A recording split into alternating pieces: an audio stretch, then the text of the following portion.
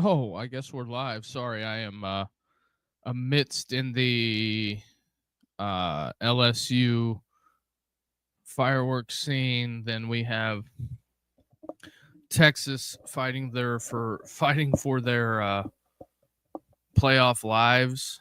I think that's going to be fascinating. What is Lebby doing here?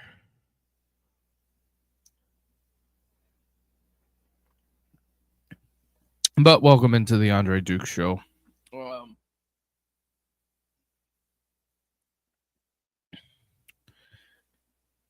If it's your first time here, please do us a favor, hit that like and subscribe button. That helps us grow the channel. We are going to take in Texas A&M and LSU. What is the flag for?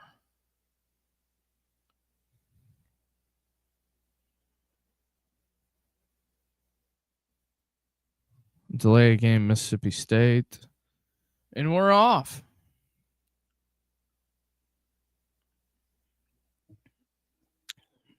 But yeah, that's kind of how that's going.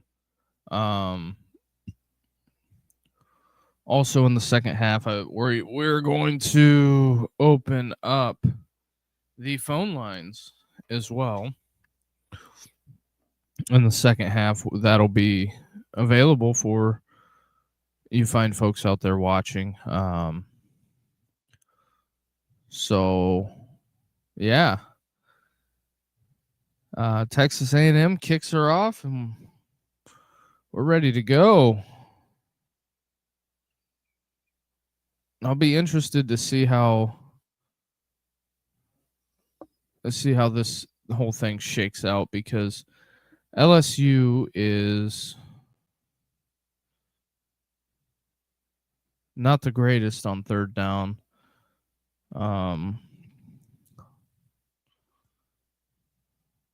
What do we have? Oh, Mississippi State's got to get the punt off.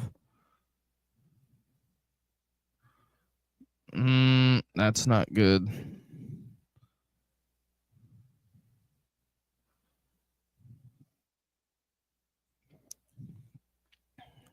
Yeah, that's going to be the big test. If A&M can stop LSU's run game. That was a hold.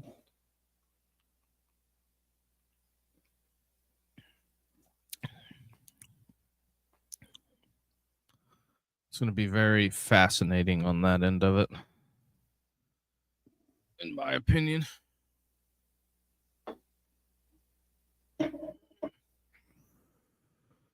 Ooh.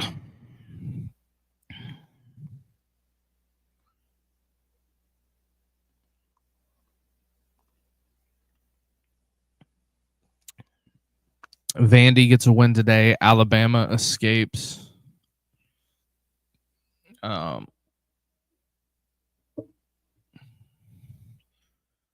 Although I do find it fascinating. Can A&M get them in third and long? Oh, Nuss just flattened. Wow.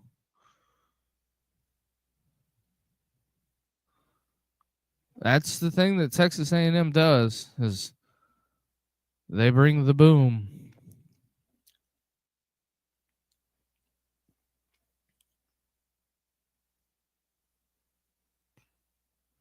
Knocked his mouthpiece out. Yep, that's the problem. Now you're stuck in Texas A&M second FBS in third down. 23%.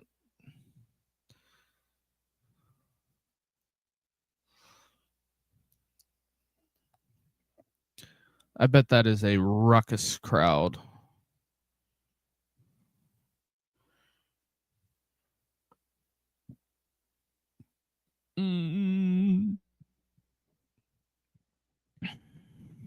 But yeah, how is everybody doing out there tonight? Also, if you're watching on Twitter, come on over to the YouTube channel, hit the like and subscribe button. We got Mississippi State, Texas in a battle.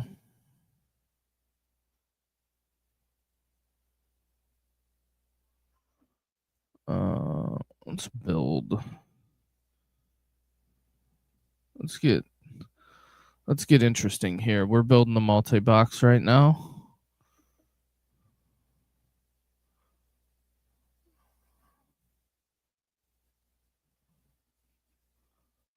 Guess I gotta go Miami, Stanford.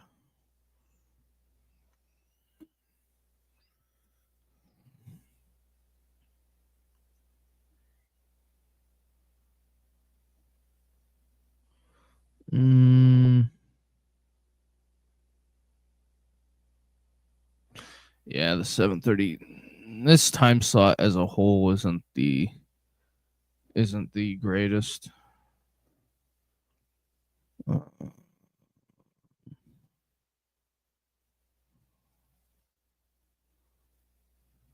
I apologize. This is just riveting podcasting, I'm sure.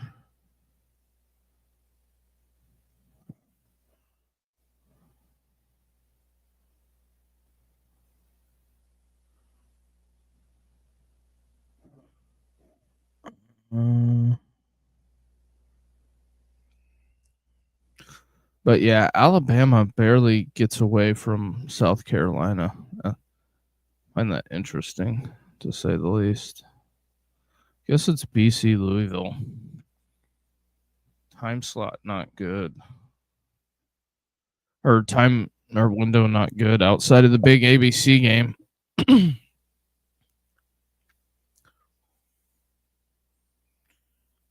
But yeah, what is the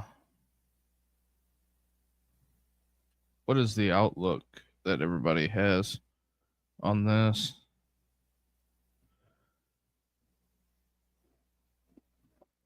I'm not hearing, or I'm not.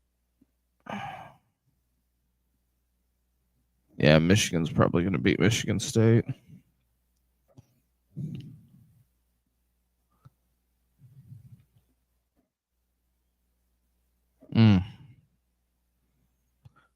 So coming out of the timeout,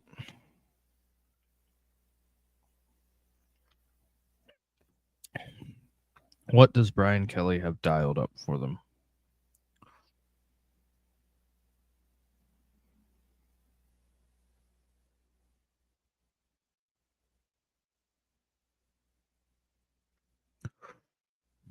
A whole lot of nothing. Just a whole lot of nothing. That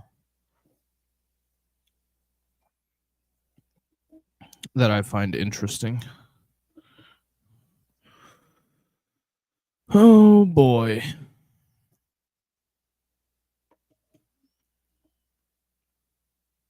Not gonna need that.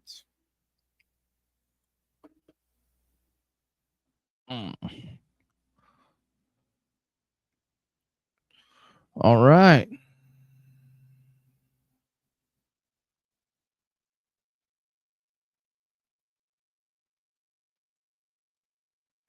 It's a pretty decent return.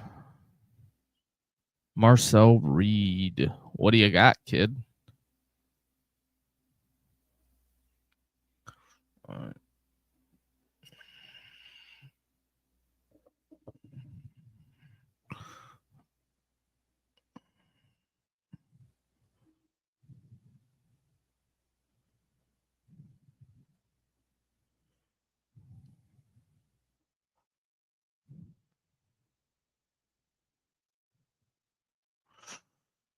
All right.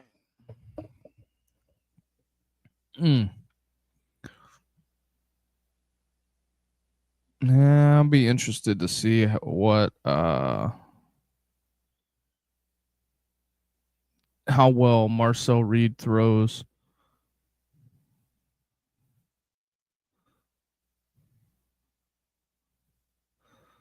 Uh-oh, Arch just got a concussion. That boy is concussed, cuh. Yeah, that ain't looking good. That is not a good look. But if Marcel, oh yeah, that's not good. But if Marcel Reed can hit some explosives, everybody thinking Texas A&M is going to A&M. Stanford is up on Miami. This would be one of the greatest collapses almost behind Penn State if Miami does not make the playoff. There's that.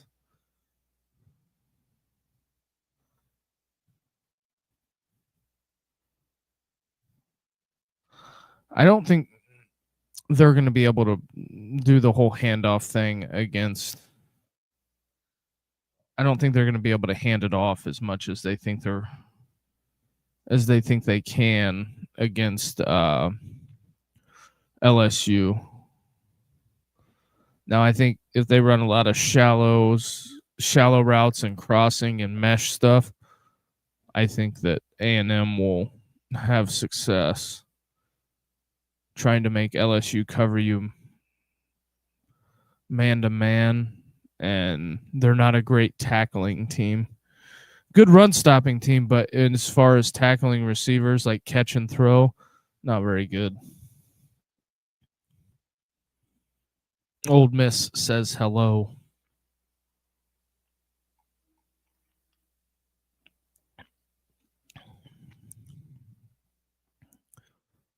What else do we have?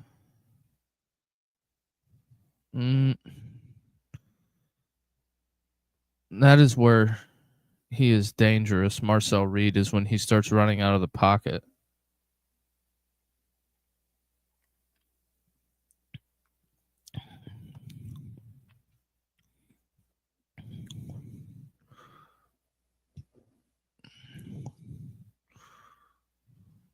And Carson Beck is short. Miami wearing camo tonight.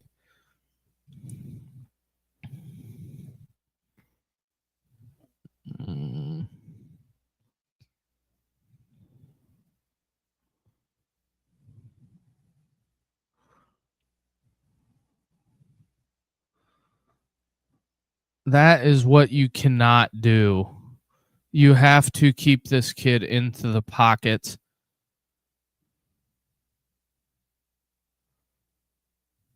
You got to keep him in the pocket if you're LSU, because he'll do that to you all night long.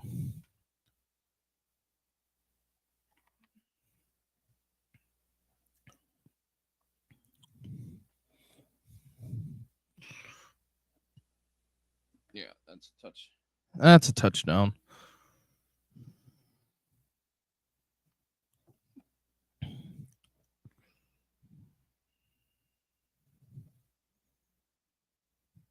Oregon and Wisconsin are in another dogfight this year.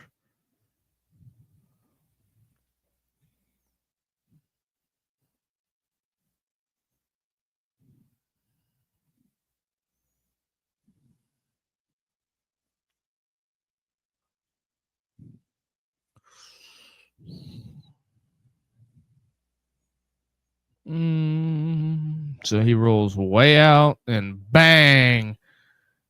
You could have drove a Mack truck through there and he just takes off. There was nobody on that backside. You got to keep the dude in the pocket.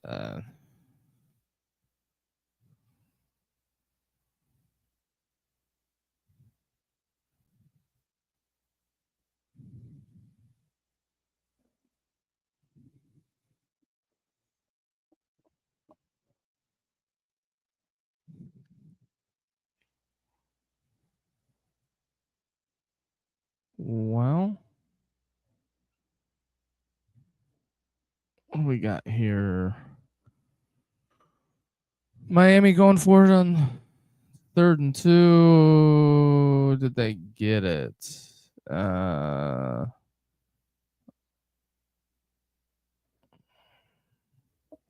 A lot of conflicting reporting right there. And the Badgers are driving on Oregon. I don't know, something about Wisconsin on offense. Well, in Wisconsin they have some type of elite tip on Oregon, because this is going to be 2 years in a row that Oregon cannot do anything on offense.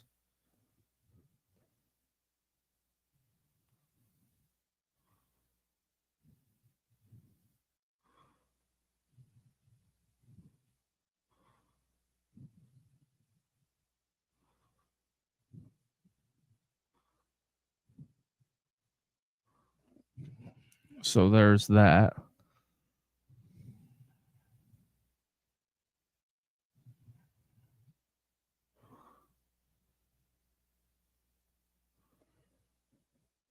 Now, if you're, even though LSU and the other game is at commercial, if you're Stanford, you just gotta try to consistently stop Miami, and make them kick field goals.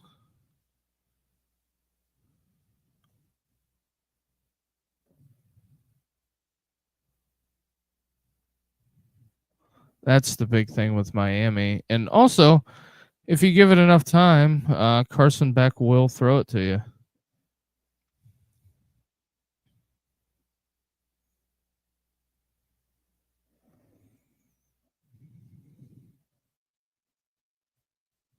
What has Blake Shapen got?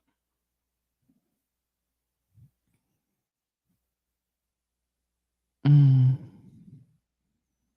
Oh, drop ball. All right, let's see if A&M can get him. When I watched this game, or was looking at this game early in the week, I just thought it was going to be I think it'll be a rout, was my estimation on it.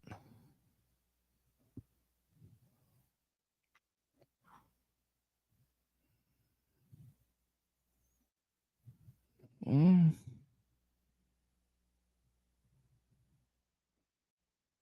Man. Shapen incomplete.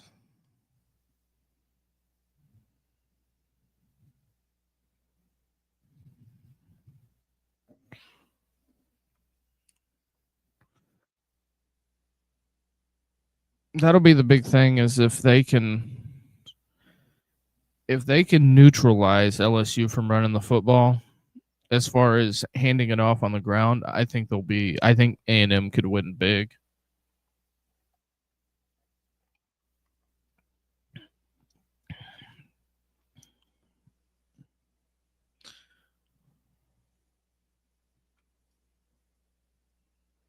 Mm.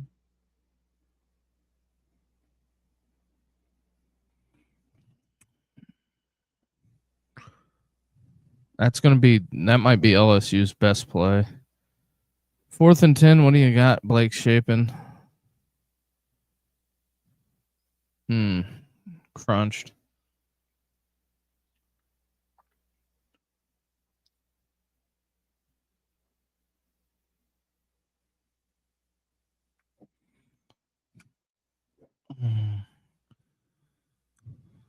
So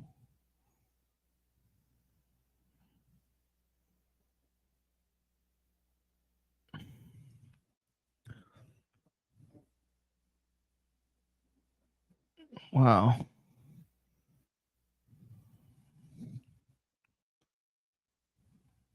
All right, 4th and 15.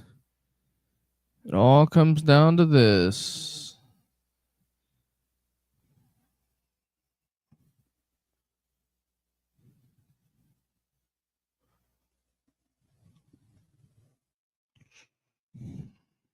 All right. So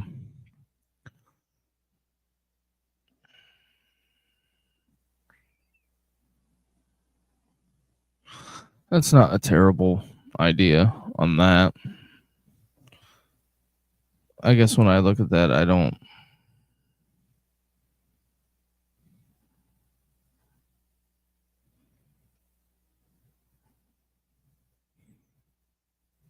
What do you like, Jeff Levy? 4th and 20.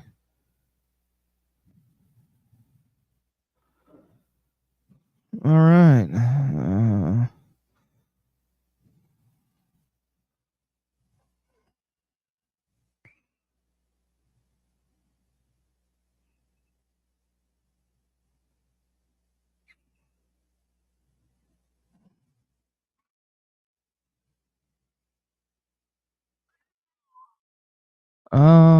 Elko surveying the situation.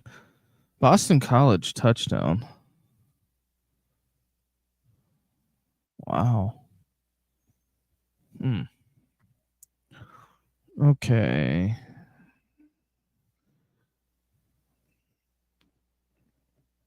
LSU having some relatively decent success on this drive. They're getting the ball out of Nussmeier's hands super quick, which they're running the ball north and south, and they're getting it out of his hand. It's 1, 2, 3 out. I'm not shocked that LSU can't block A&M up front.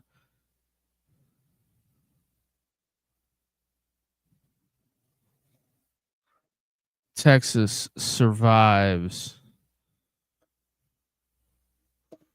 Nuss going deep. Oh, yeah. I'm not shocked that you got a PI on that one.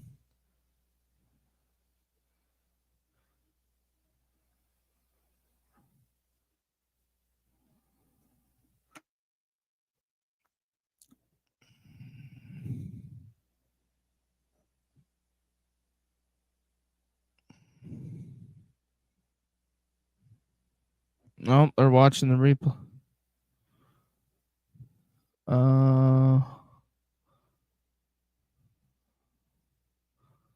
I don't know. That's a tic tac. Although I do like that college has not adopted the spot foul, so you're not having 40-yard penalties.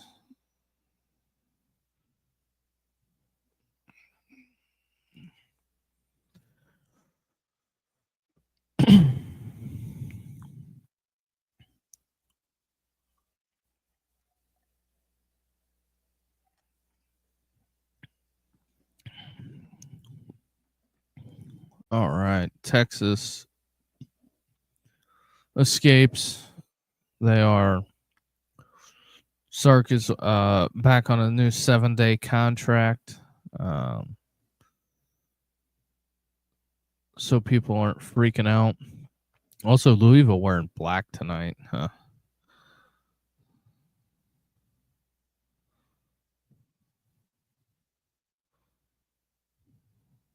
LSU on the board.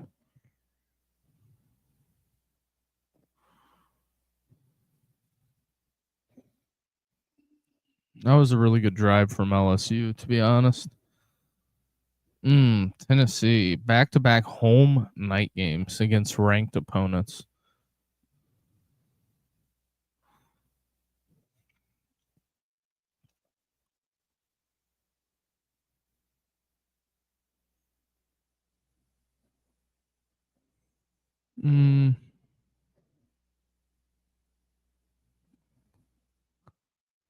All right. Oh, wow. Kentucky, why do you do that to your uniforms? That Kentucky deal is just terrible. Their uniforms are horrific. Also, at halftime of this game, we will take a break. But why does Kentucky do that to their uniforms? I don't get it, to be honest. Yeah, Tennessee's probably going to tee off on Kentucky. All right. Called a touchdown, Miami on the move.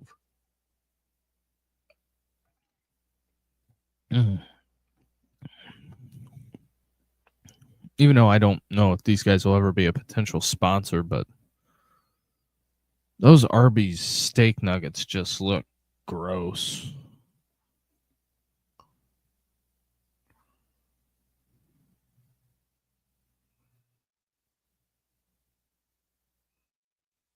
Um,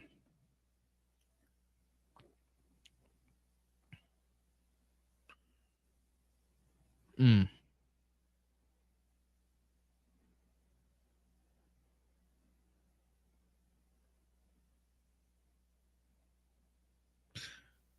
just over here looking at some things.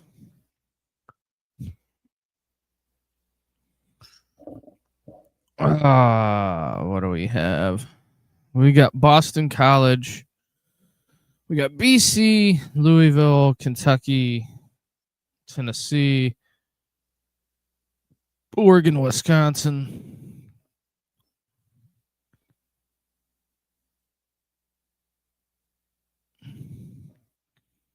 Oh yeah, I forgot the Colorado Buffaloes play tonight.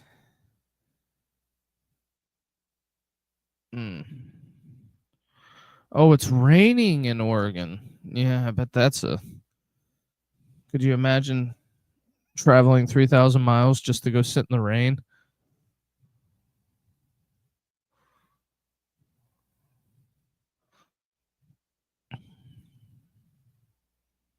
Mm. That's unfortunate.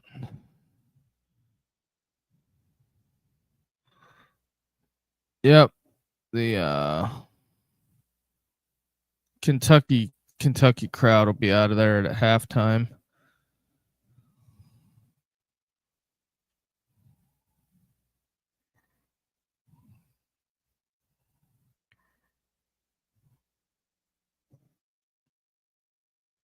Yeah, they'll be out of there at halftime. It's 14-0 in the first quarter. A tip interception return. Couldn't get their hands up. Tip drill. Quarterback falls directly on his face.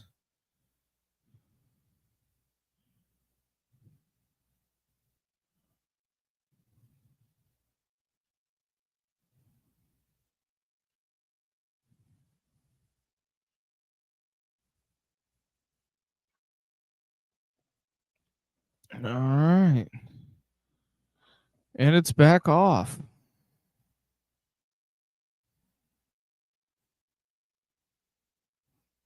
See what A&M can come up with.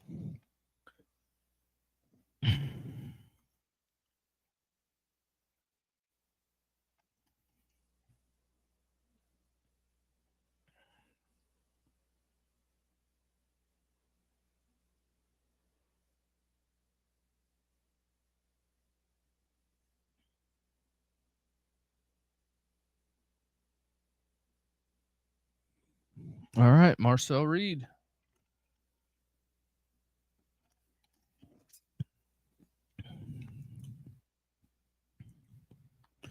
Eight and 1 under Mike Oko when scoring on the first drive.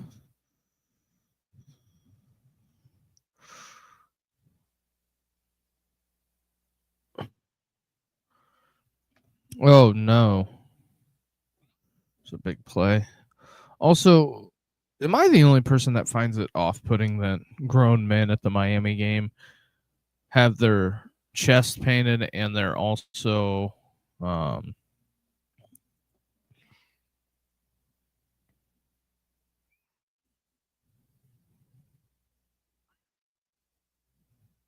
also wearing superhero masks as well? Um, I find that very, very off-putting, to be honest. Gotta have a little more touch in that, Marcel.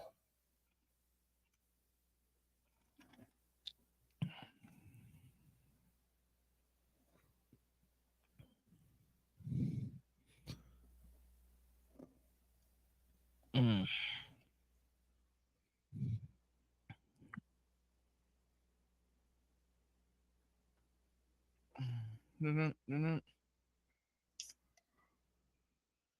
That is what I was looking for. Yeah.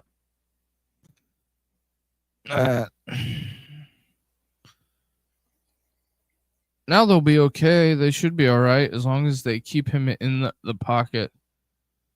I think you're going to have to play zone with a spy, or if you play man, you're going to have to spy the Q, because as soon as the DBs turn their back to him, that dude is out the gate 88.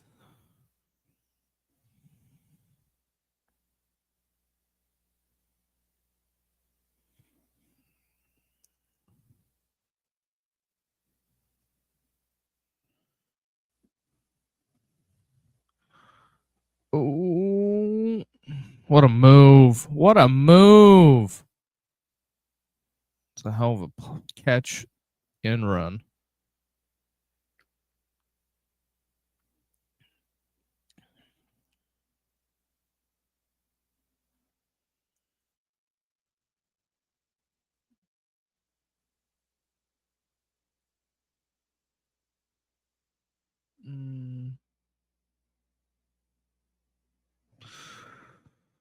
Oh boy. Halftime in Miami, 7-7 in a dogfight with the Stanford Cardinal. Marcel Reed. Hey, you had a spy, but he tackle the quarterback instead of trying to punch the ball out. I don't like. I get it that that's how you create a turnover, but just for the simple fact of the just all things being real, just tackle him. That's the whole point of the drill here. It is raining harder than a cow pissing on a flat stone in Oregon. I'll tell you that. There might have been a hold in there.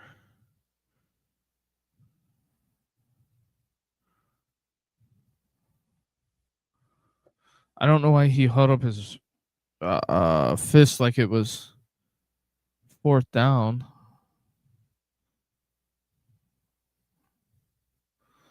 I mean, the Tide get it and sneak one out today.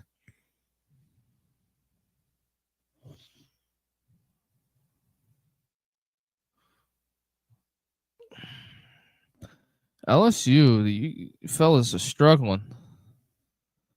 struggling in tackling,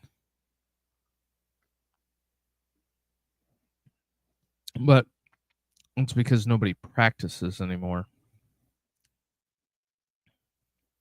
The last time I seen a football practice, I was driving by and and it wasn't even Thursday. It was it was like Tuesday afternoon. I was driving by a high school even during the season, and they didn't have football pants on. It was shorts and helmets, and I'm just like, well, I guess that's what it is.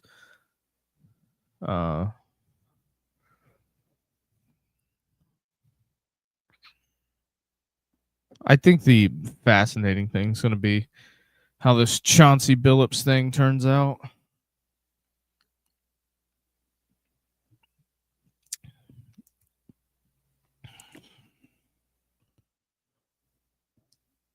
No, Kentucky.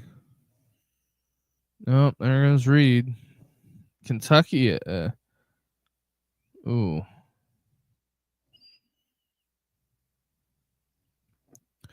Got a lot going. A 71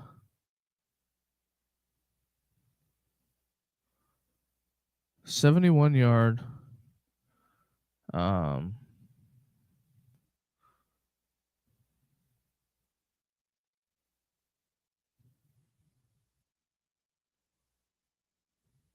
What are we doing? You know how you get flopping after the play out of college football? What a throw by Reed. Just throws a bullet. Another one. Gig 'em, Aggies.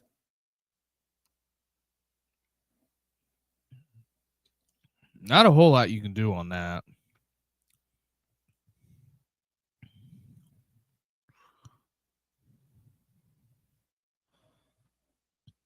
Just not a whole lot you can do with that.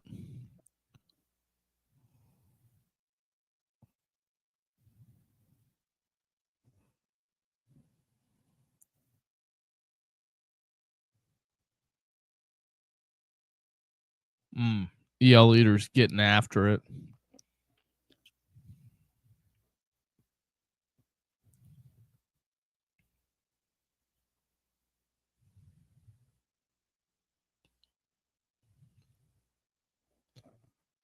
All right.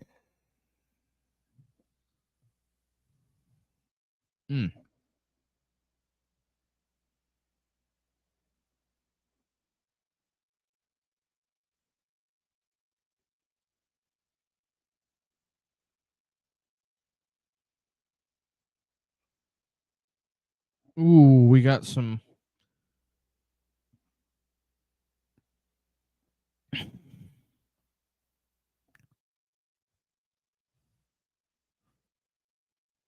Oh, yeah, they are fired up.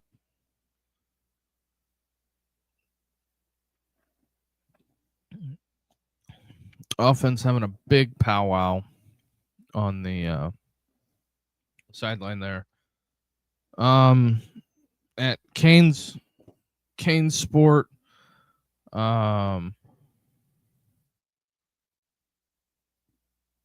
of the thread: Mario is a meth head. Has no coaching at all. Doesn't recruit well enough. That talent overwhelms you. Either this is such an organizational failure. Our coaches suck. The season is over. I was willing to say, hey, Friday night there was some crazy stuff that had happened. But that being out schemed, out coached by the worst team in the conference is absolutely stunning. These are Miami message board posts about what is currently going on in their game. Bye Dawson. He's next. Huh.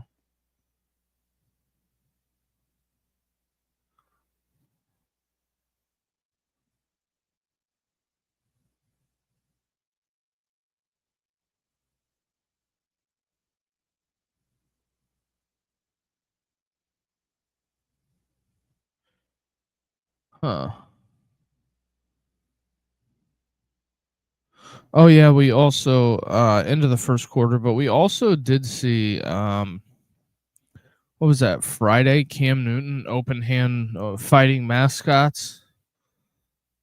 Find that fascinating to a certain degree.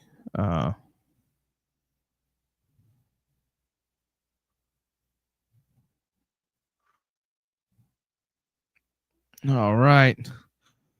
The never ending Postable is back at Olive Garden.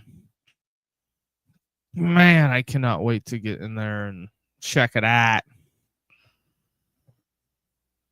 Yeah, right.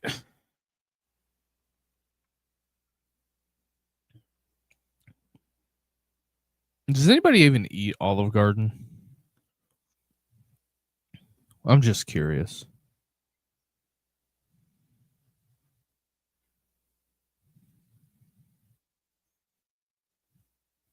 Because I don't.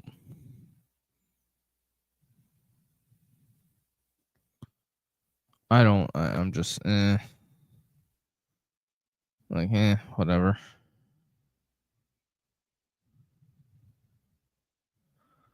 All right.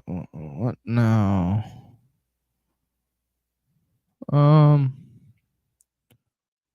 So yeah, that's just kind of where we're at.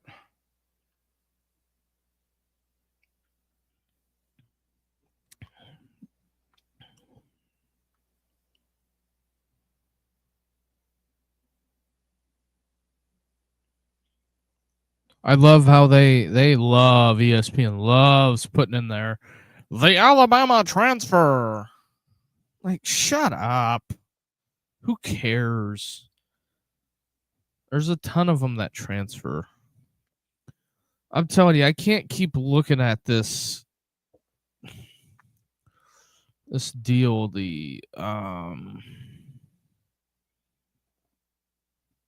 No, speaking of that, I guess we'll do this.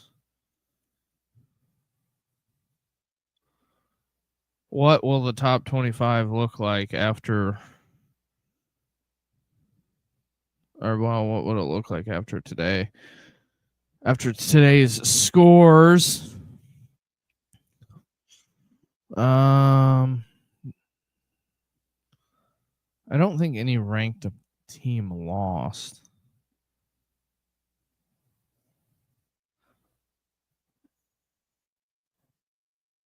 Syracuse gets rolled. Well, I guess Missouri and Oklahoma, but they played higher ranked opponents. UVA is going to move up. Memphis will be ranked. Cincinnati will move up. Texas will move up. Illinois,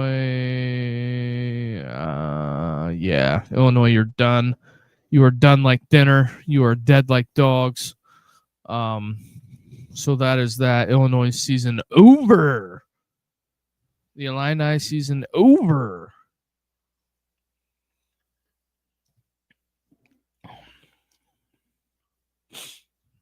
Oregon better figure it out because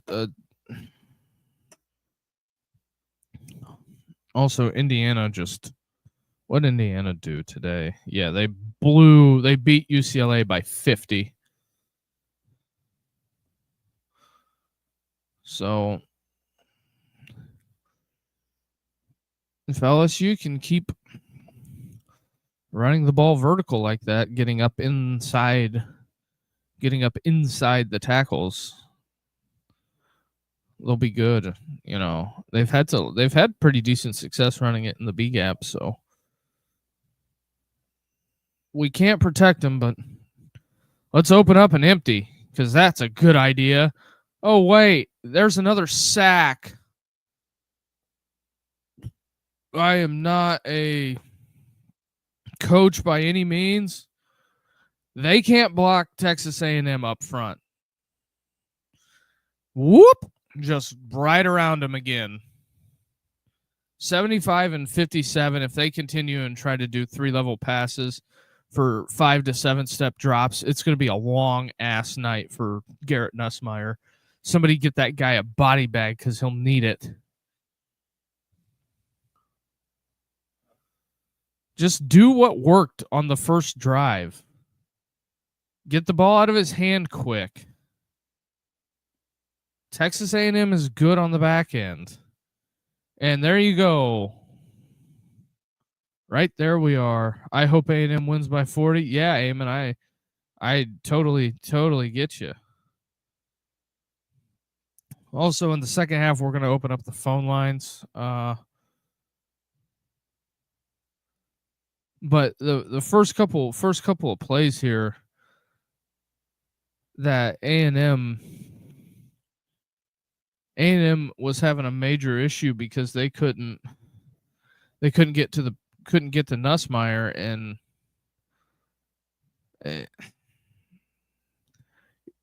Brian Kelly can spend the rest of his career on a couch. I think Brian Kelly's going to go north and take one of the northern coaching jobs.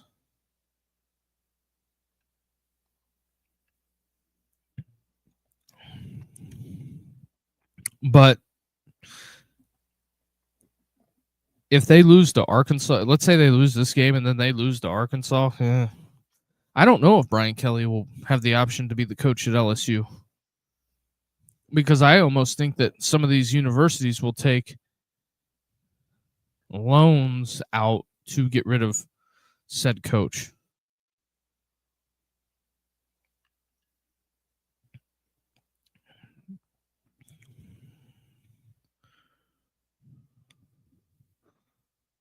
But what is he gonna do with his magical Southern accent that appeared a few years ago when he goes? I don't know. I guess store it in his back pocket and in the old reliable package and just pull it out when he needs it. Did that sound dirty? That sounded dirty. That might have sounded dirty. But pull it out. Brian Kelly. I don't know. Also, I think I feel like I'm talking to myself on this one. I just cannot get over the fact that the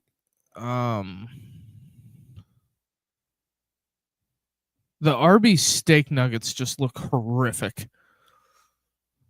They look just not appetizing. Like, I feel like this, whatever this Factor stuff is that they're running ads for, looks better than the Arby's steak nuggets.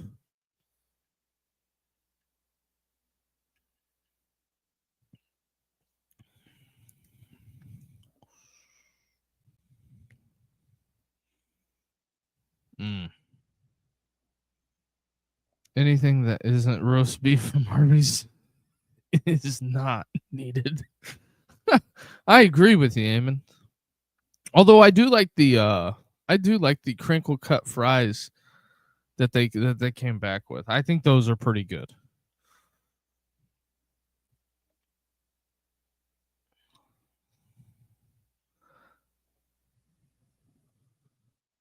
You don't like the apple turnovers either?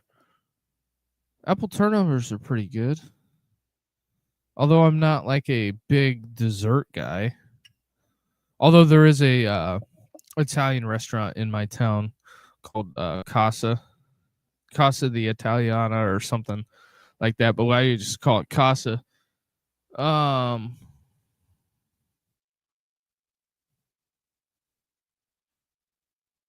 Ooh, it looks like Noah Eagle gets sprayed out like hair enhancements. But anyway, they have really good tiramisu. Pretty good tiramisu. I'm a tiramisu guy. Here we go. A&M. Go get some Coney Island. I don't need a colon cleansing. I can't eat. I'm not a hot dog guy. I just not a big hot dog guy. The hot dog is not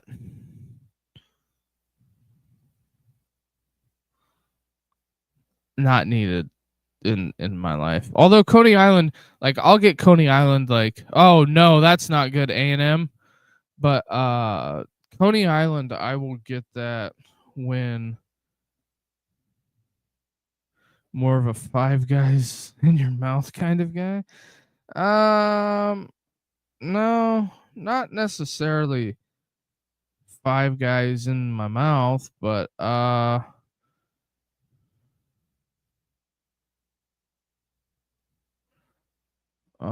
let's make a bet here.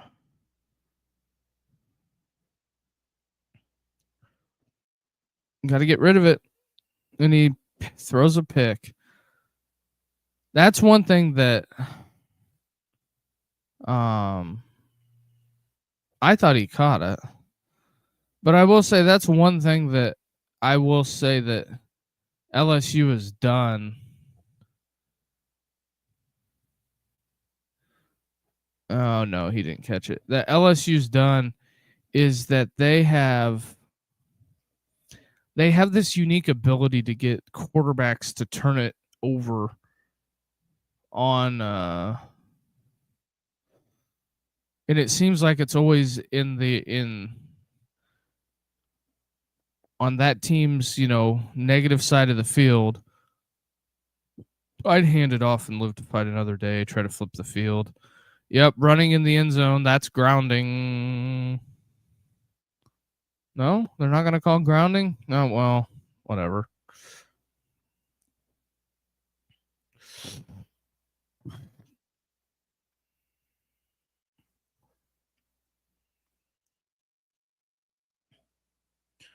All right. What are we going to the window on?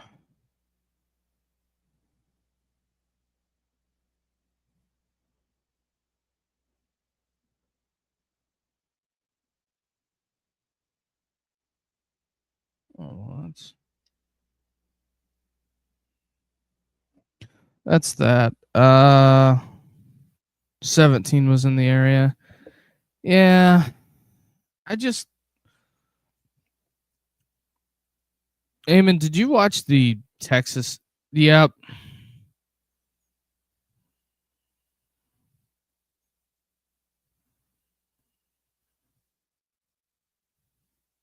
Safety, huh?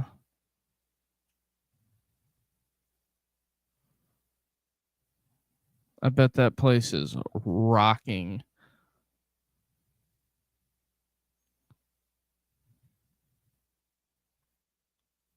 Mm-mm-mm.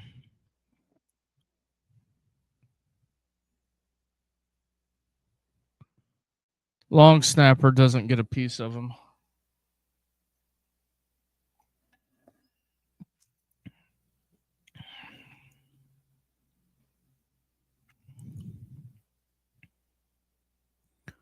I'm going to go out on a limb and say that they had watched a lot of special teams tape on that, and they knew the long snapper doing a twist. Yeah, Elko's pissed.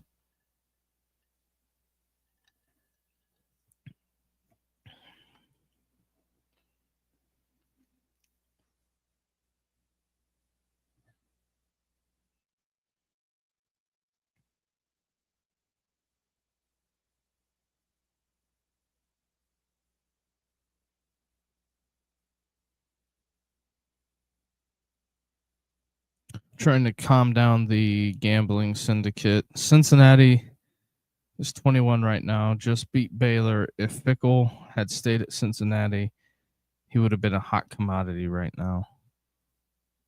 Well, see, here's the thing with Fickle is I don't think Cincinnati loses any steam. I think they pick up steam because they had went to the year he left. They go to the they moved from the American to the Big 12, and he's now a Power 4.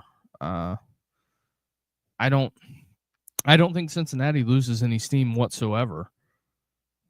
I think they might take a step back, but I think that they're winning 9-10 games, and he's not stuck in what he's in at Wisconsin, because I don't think anybody's happy with the situation at Wisconsin. I don't think the alumni, the fans, the coaching staff, the players. But here's the other thing too that people have to realize: it's all about resources. Yeah, that's what I'm saying. He'd be happier if he stayed. Yeah, and I think Cincinnati would have raised some money in. I think they would have really raised money, but I don't know where he goes after. Like, if Wisconsin pulls the trigger, he might take the year off.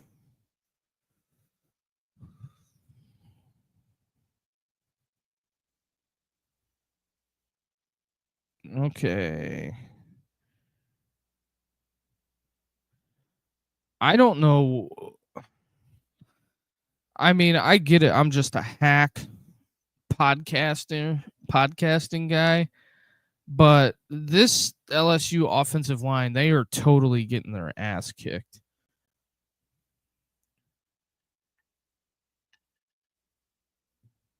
I mean, totally.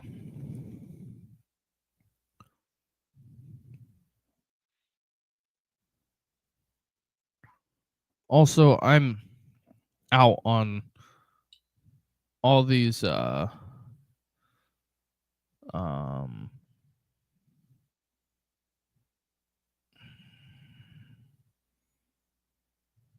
yeah, I think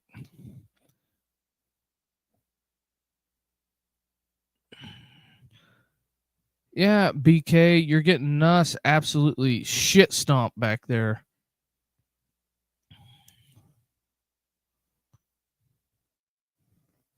because they're absolutely teeing off on him because you can't block him.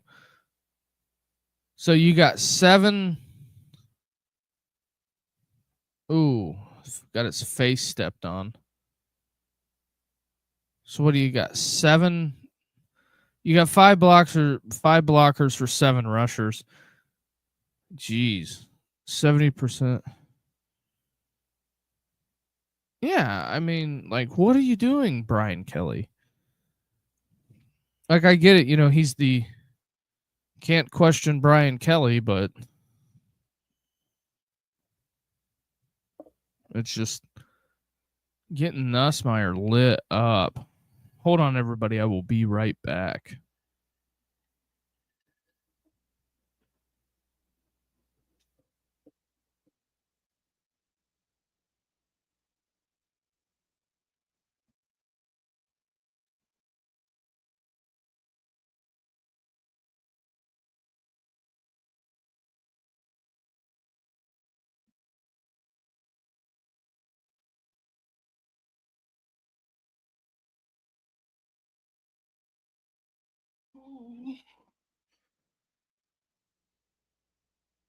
I really hope this ends 56-7.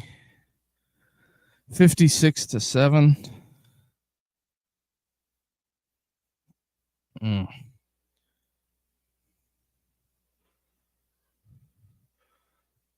I hope it does too. I gotta fix this.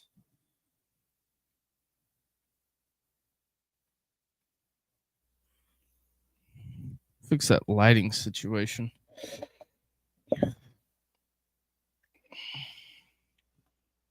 Also, if you're new to the podcast, please hit the like and subscribe button. Oregon is up 7-0 at half.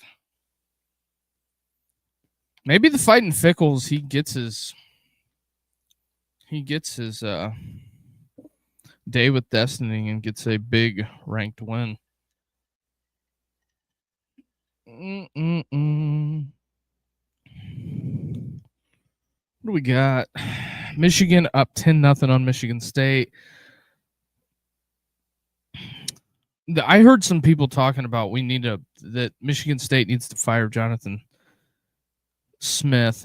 I don't know how they do that because I don't think they got any loot. It's not that I don't think the university has any money. I think that there's way too much. Oh man, Stanford's Q just. Although I do think that black Miami helmet with the green U on it is pretty cool.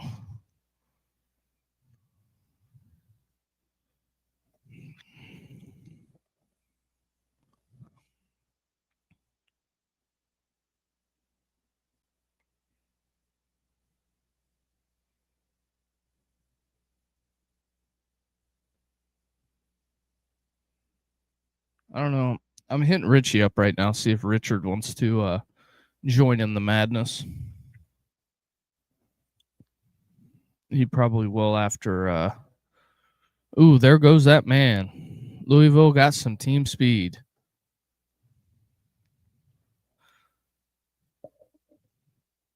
I really hope that this ends 56-9. So what exactly did Nussmeier get stepped on?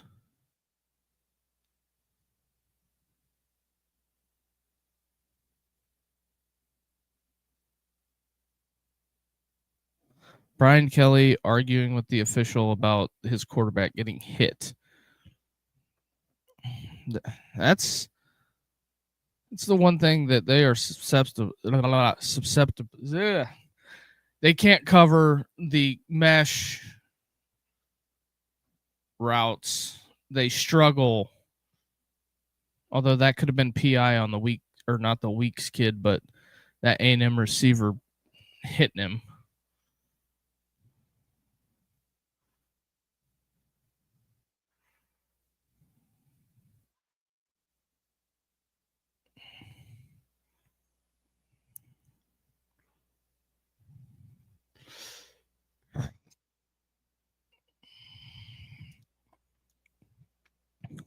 Who would have thought Carson Beck would be in a dogfight with Stanford?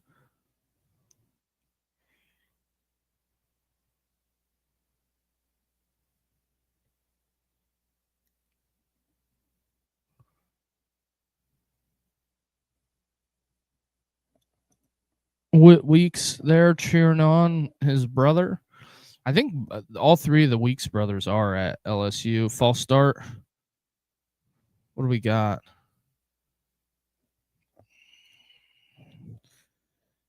The arms are a churning.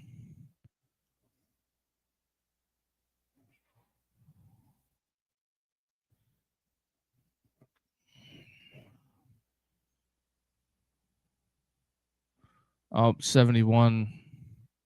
71 there moved.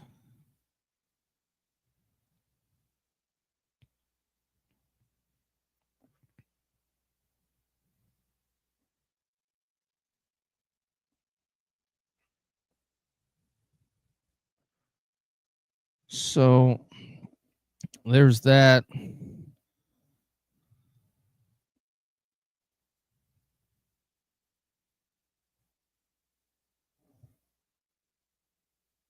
Hey, Sparty on the board. Oh man, the Michigan folks would be pissed if they drop this one. They'll be really mad at Sharon Moore. 3rd and long.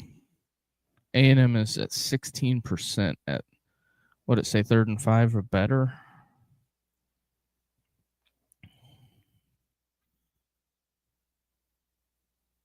Oh, what a snag.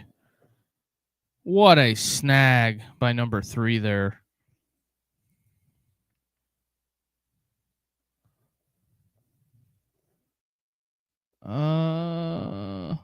You got the first down.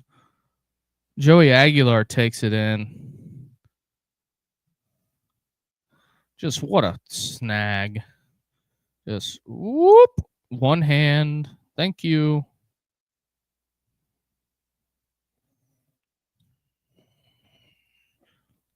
That's fascinating.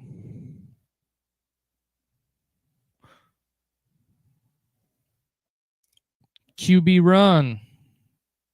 Oh, the out slipped. Because that's what they motioned that. And it looked like they were trying to run a quick slip, a quick slant, and then they were running a speed out with the running back behind it. Oop. Just like what was that in Varsity Blues? James Vanderbeek's dad in that movie says, "Fire that fucking pigskin." LSU 3rd and goal. What do you like here? I think they'll run Marcel Reed to the wide side of the field. Is what I think they'll do. You can't kick a field goal here. Run it, Miller. Jeez. Wheels, man.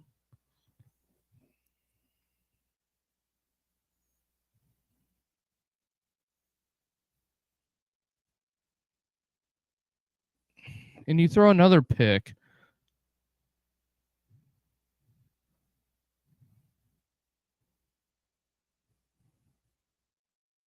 Wow.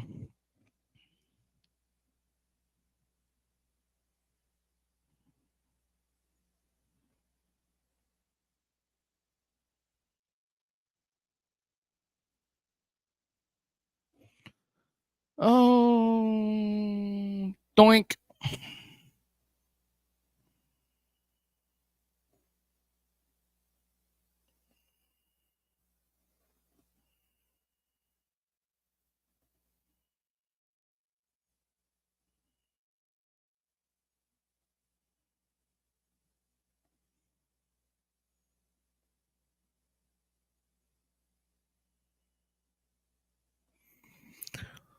All right. We have a new Predator movie.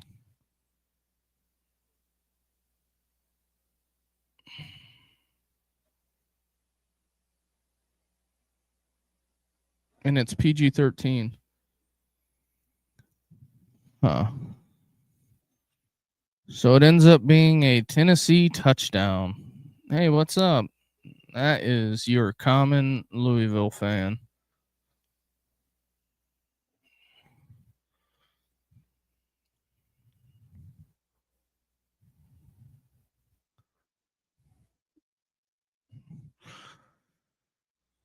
Does anybody really go to Jersey Mike's? Mm.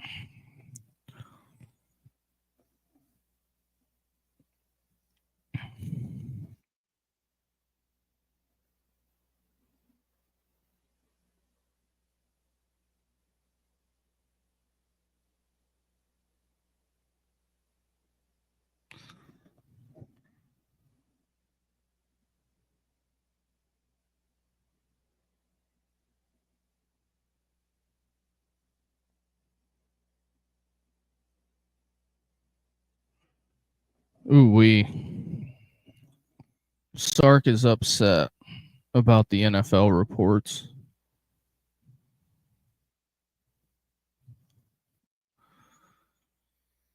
I mean, I can't blame him.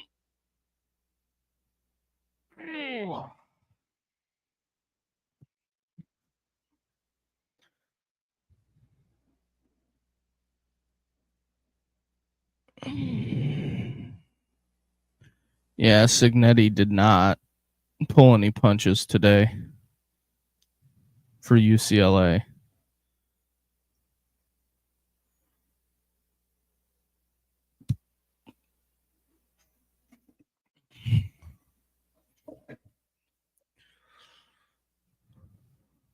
Huh. Ooh, we got Peyton and Eli. LSU player going into the blue tent. Hopefully that guy's okay.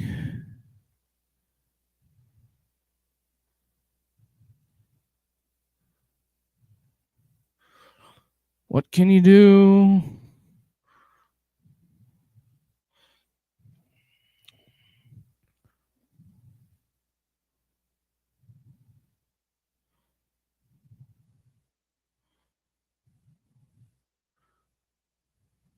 Yeah, he just walked right in front of it.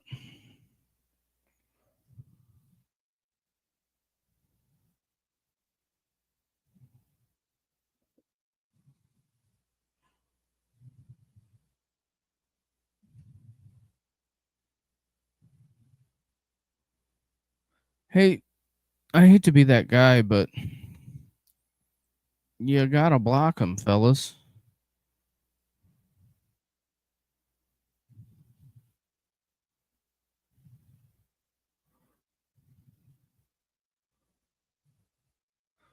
So Marcel Reed has turned it over twice.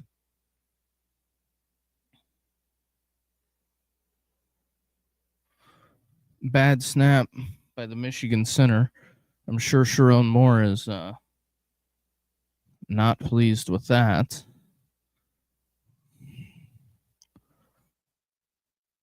Now,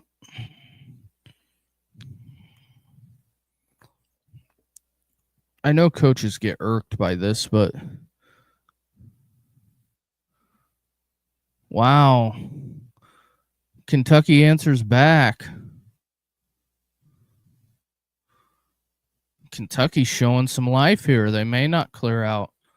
They've had 2 touchdowns of 45 yards a plus against Tennessee.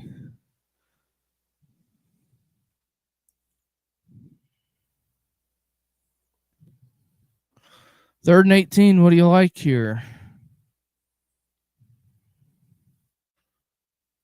So they bail out to get Nussmeier to get rid of it early. Show blitz and bail, so he dumps it off.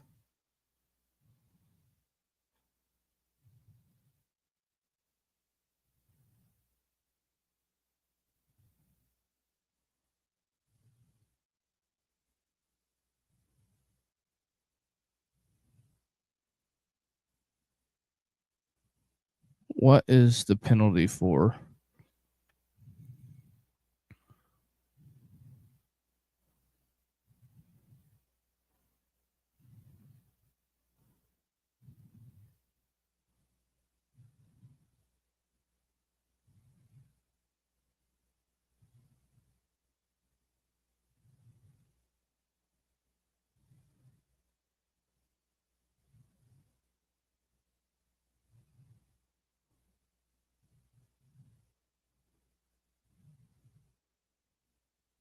Are they at least going to show the replay?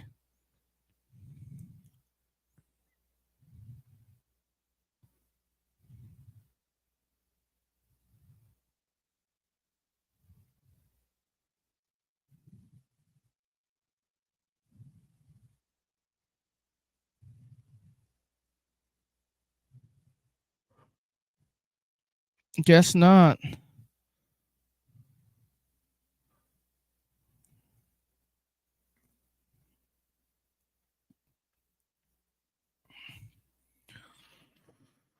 Oh boy. LSU hits a deep pass.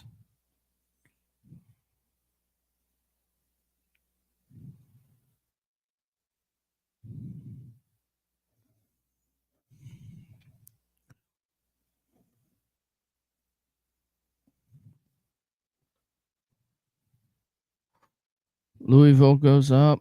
Elko wants a timeout.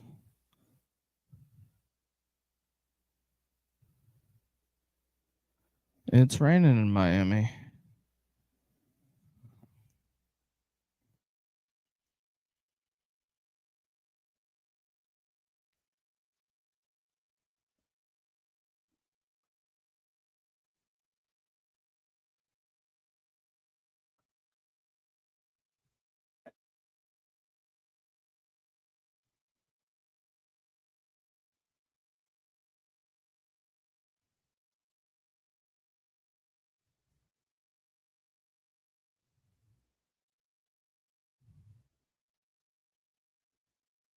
I'm still trying to figure out where that unsportsmanlike was at. It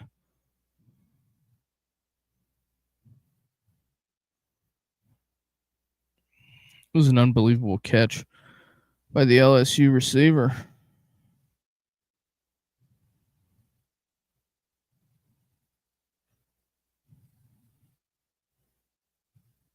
Oh man. A&M had their hands on it.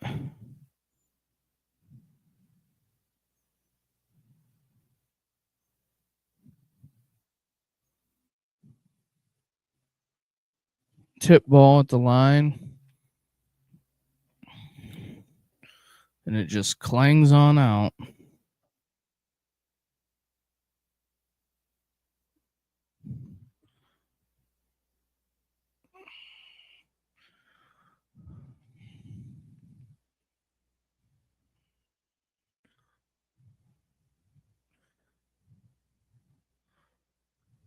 I wonder if Kelly will go for 2.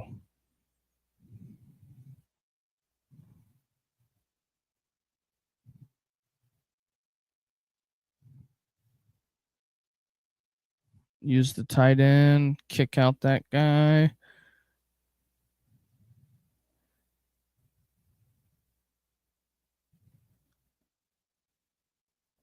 Ooh, not good. Offensive lineman down for LSU.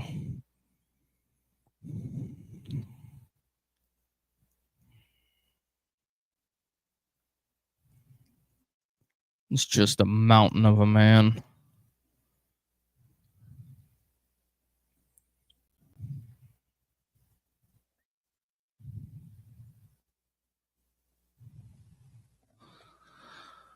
Well, can Texas A&M bow up here?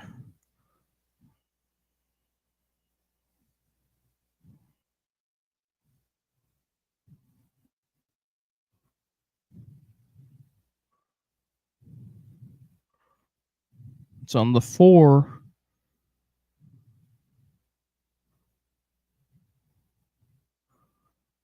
We're quarterback running with Nussmeier.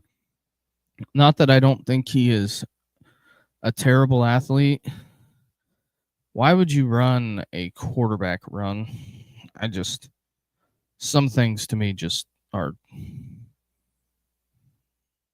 That's a no dice for me, my friends.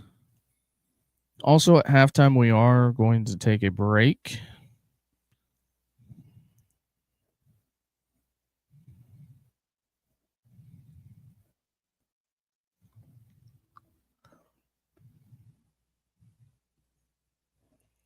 All right, LSU is in.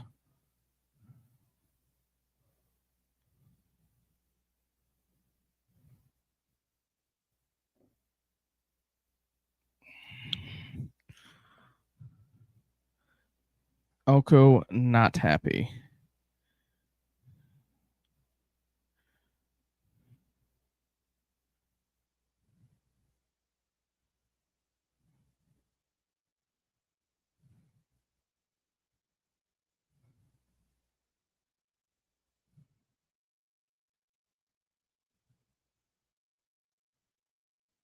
All right. Waiting on the extra point.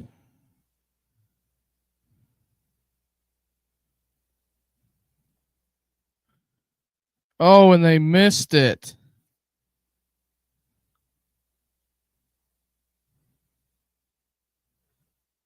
Hopefully that doesn't become critical down the stretch.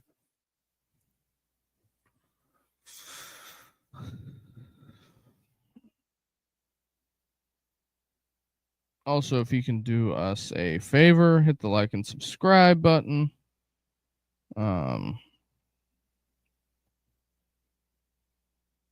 That helps us a ton.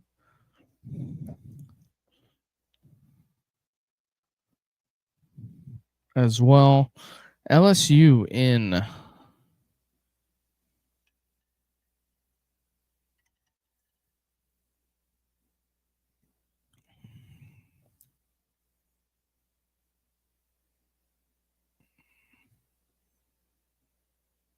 Just came off the foot weird.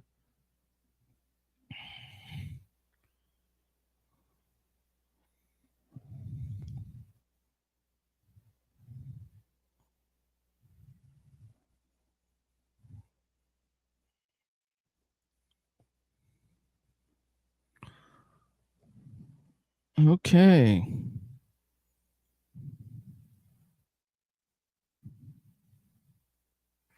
Miami gets stuffed on 4th down.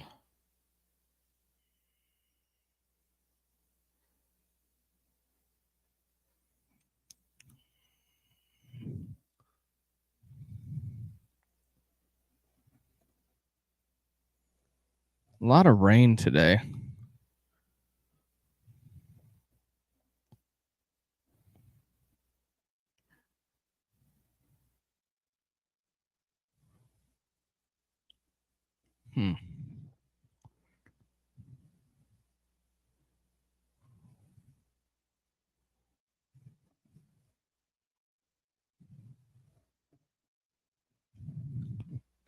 Can Stanford go down and answer the bell?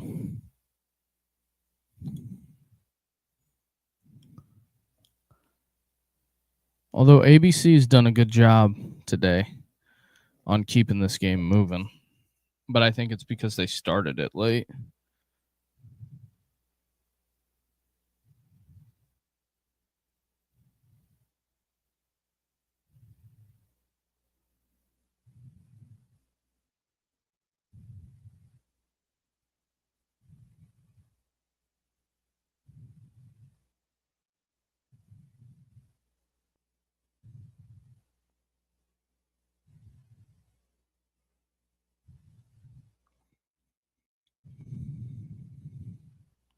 All right, here we go.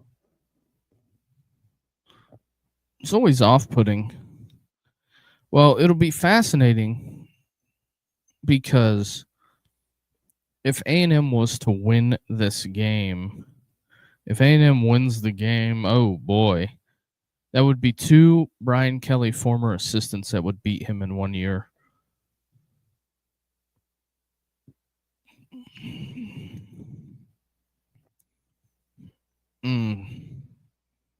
Way to get rid of that, Marcel. 11 there with the touchdown stopping tackle.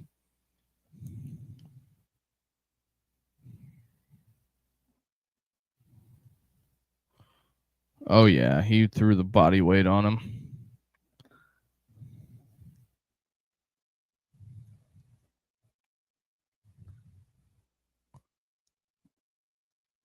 Oh. What do we got? 2-minute timeout.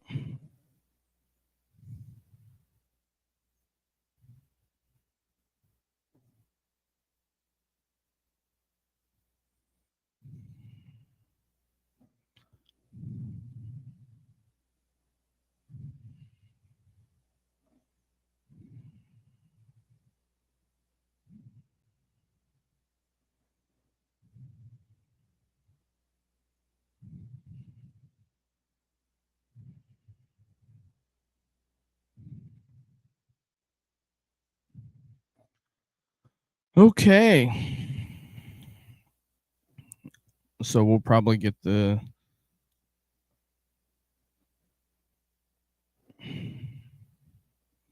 Jeez, there's a ton of fans dressed as empty seats at Miami.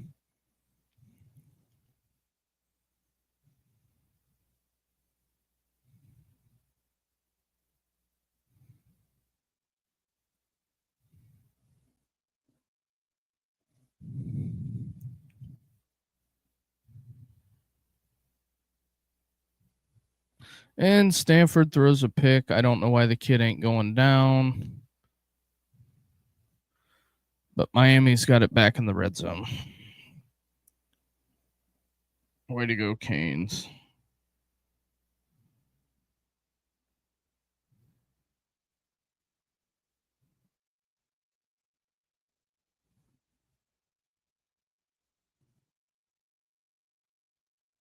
Uh,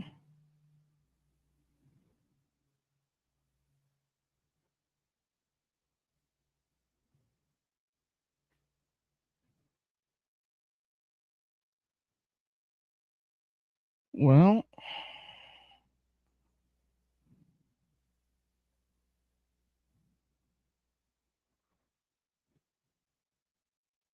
just checking on some other stuff here.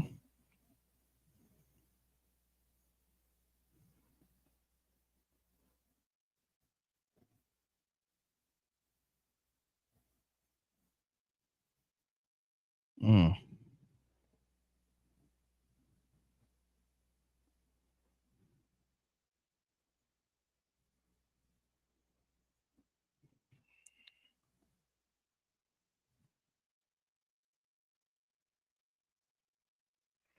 Oh, that's cool. Barry Switzer.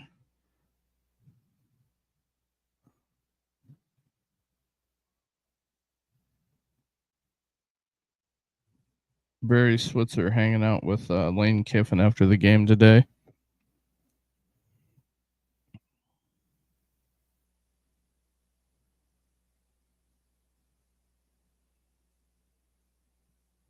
Mm.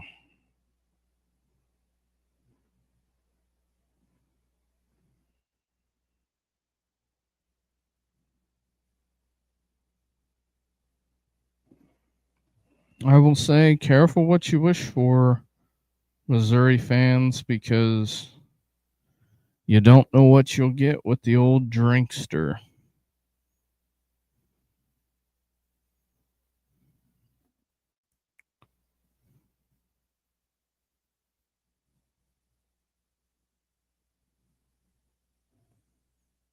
Mm-mm-mm.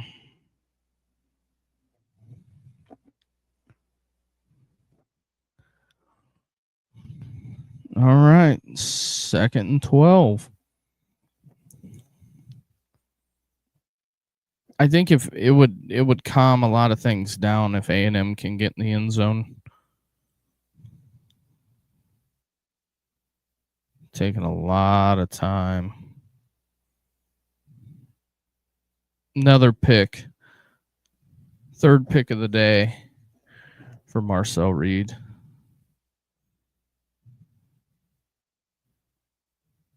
Wow.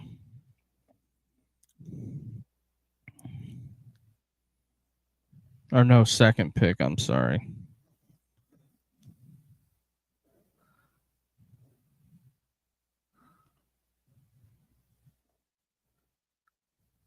Mm-mm-mm. I mean, I've seen this in first. Yeah, you see this in first halves. Um, where A&M comes out sluggish and they don't look like they, you know, did, but man, Miami's in the end zone.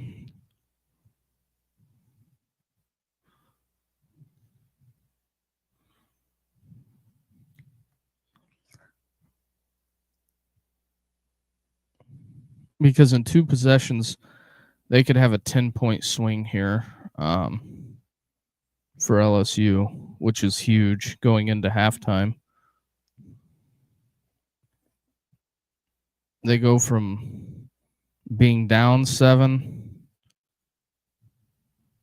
to being up 4. It's a pretty big 10-point swing.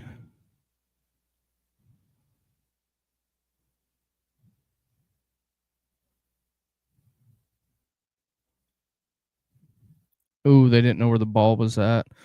Yep, that's a problem.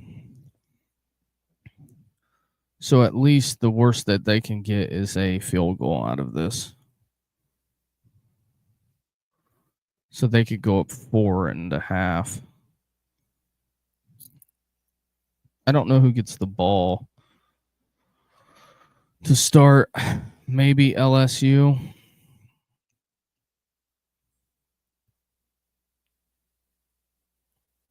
If they can go up 4 and if they can go up 4 and then come out and get a touchdown, that would be huge. That would be 17 points in the middle 8. And with a swing like that, that would be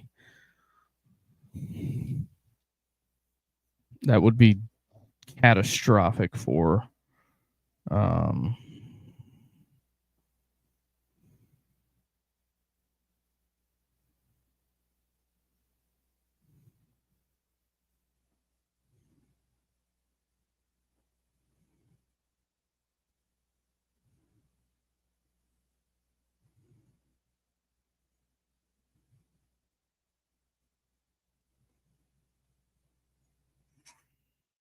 mm.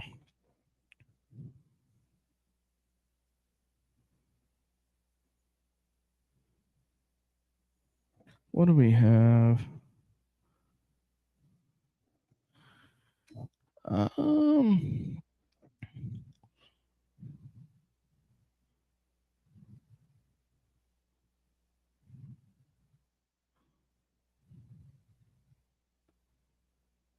so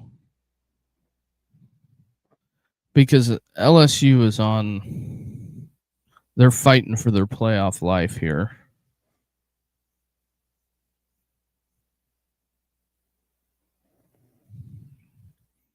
Oregon goes up 14-0 on Wisconsin.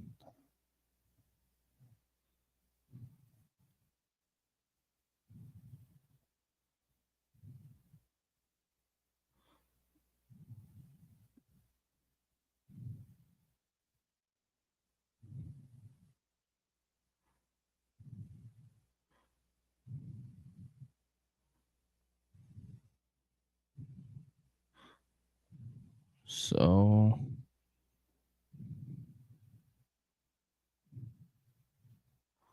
there's that.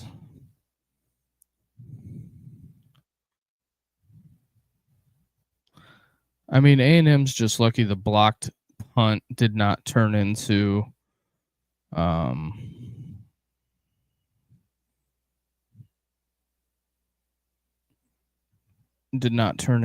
a touchdown.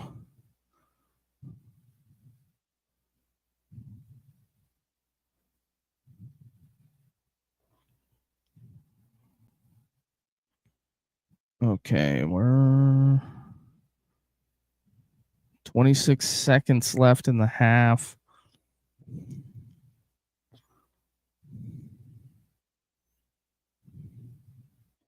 And it's a drop, 4th down.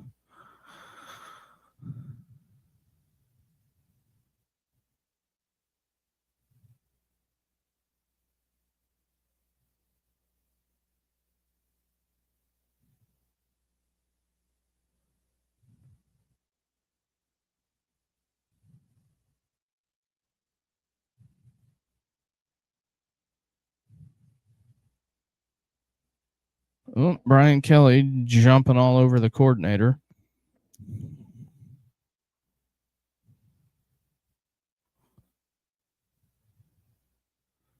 Field goal is good, 18-14.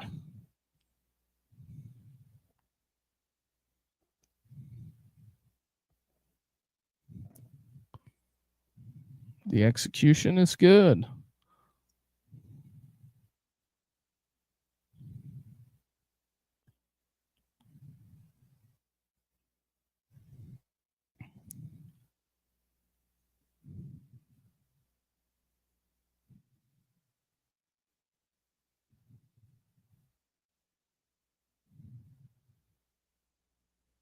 Nussmeier and Brian Kelly.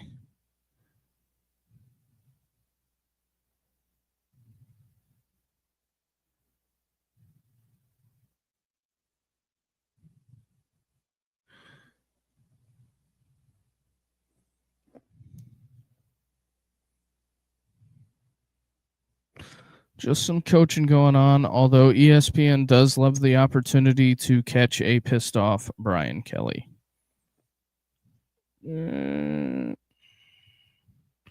I would say Elko's going to take a knee and go into halftime.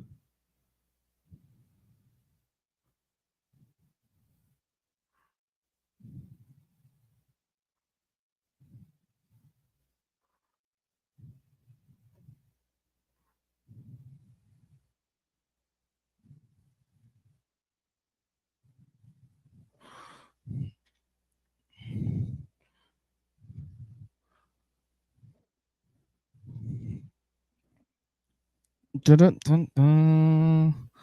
Are we going to see a knee for halftime, or what are we doing here? I mean, they got 2 timeouts, but 172 yards on 10 completions. Oh, there goes that man. I'd take a quick timeout. You might be able to get a field goal out of this deal.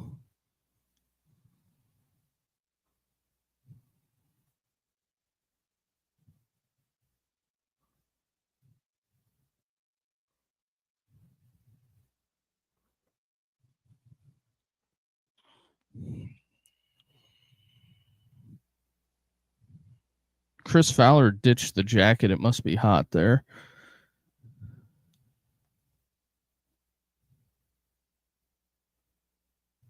And it is pouring in Miami.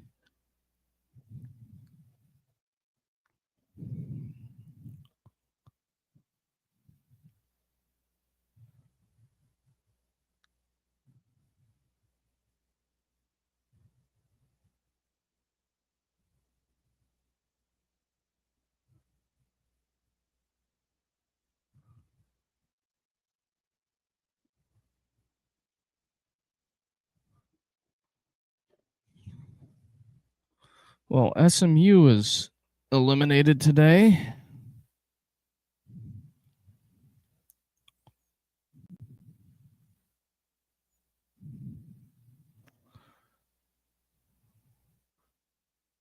Got to get out of bounds.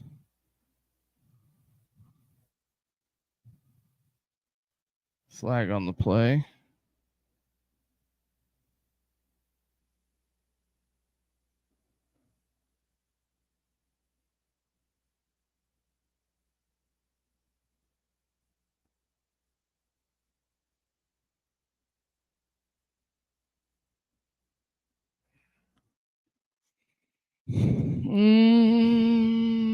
Yeah, as soon as he threw his hands up, you had him on the holding. Okay, are they going to see how far Marcel Reed can throw it?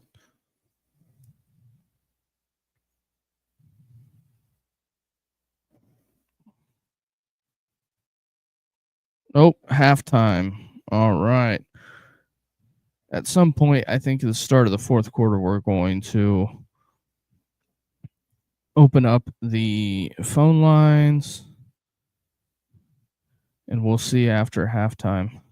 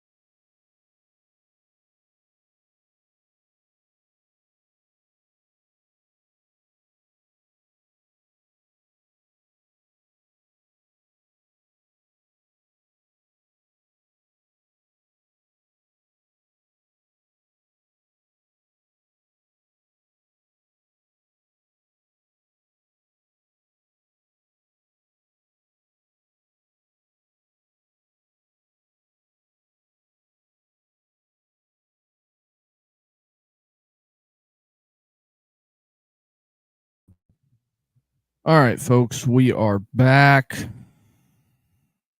We're back. So that is how the cookie crumbles.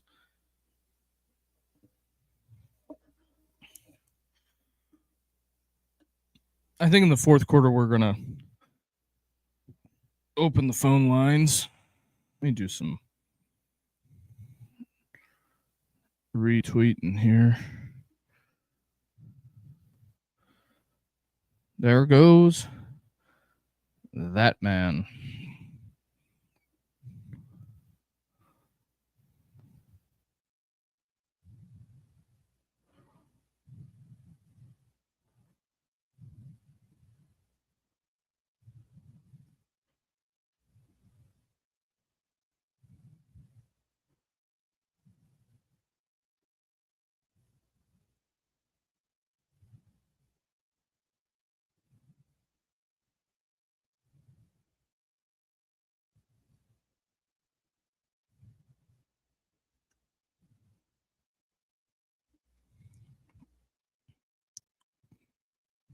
Dun, dun, dun.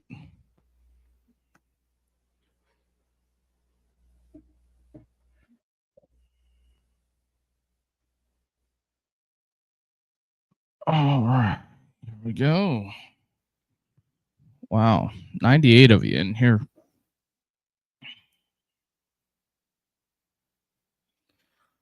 All right. Also, if you can do the biggest favor and hit the like and subscribe button, quarterback run on the perimeter is going to be tough to stop, to be honest. So there is that. Yeah, that's Miami going to cruise to a victory.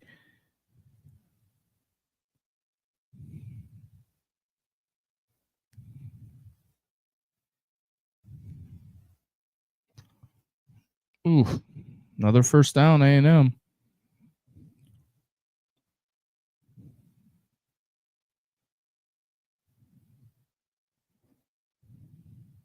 Mm-mm-mm.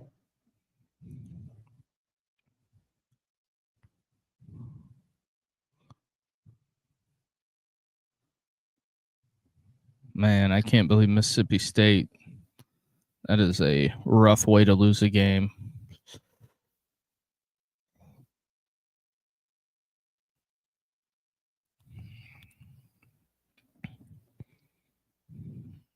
That is something that A&M's going to have to do to keep it rolling. Although I thought it was funny at halftime, I was scrolling through the old TikTok and I found a Florida creator, and all I said was, "If I said, why would anybody want to go to Florida?" Just saying. I mean, Kiffin. That's a first down. Florida's fired 10 out of their last 12 coaches. Just saying.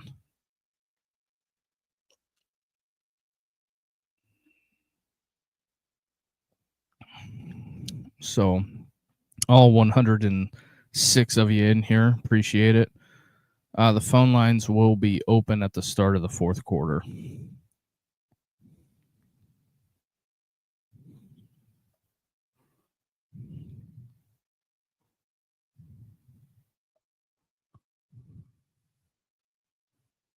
Uh-oh, he didn't go down before the ball was snapped or spotted, did he?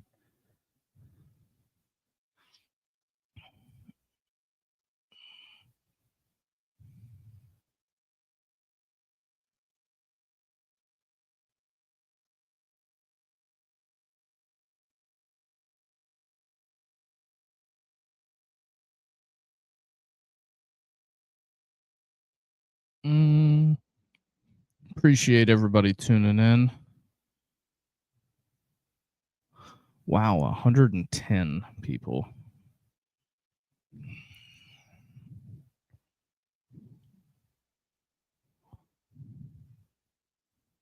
Yep. he goes down after it's spotted.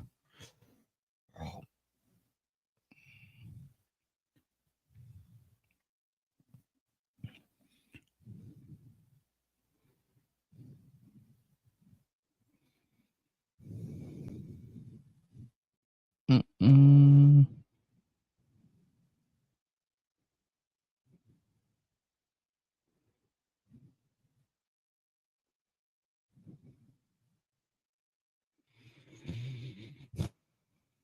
Mm-mm. What? So injury timeout. Check some scores around the country. See what's going on in all of college football. Stanford gonna get kind of got their doors blown off. Houston up 10-0 on Arizona State. Wow.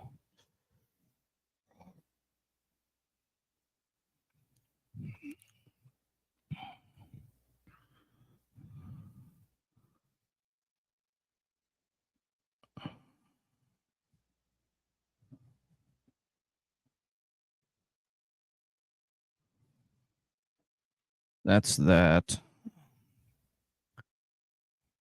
Get on some of this Tennessee, or not Tennessee, but Houston, Arizona State.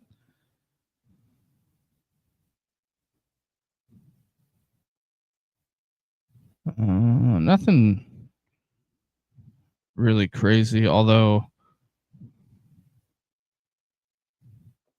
Auburn bitching Jackson Arnold, I find that interesting. In the Hugh Freeze saga.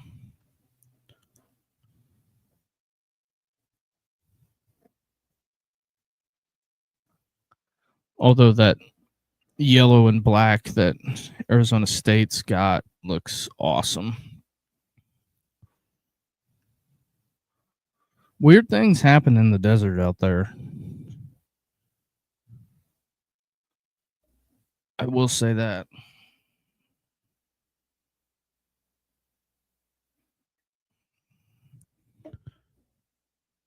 Ugh.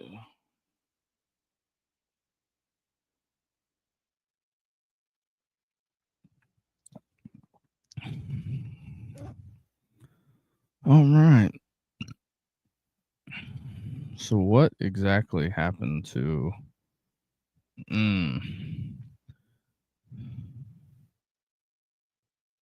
jammed his face into the ground?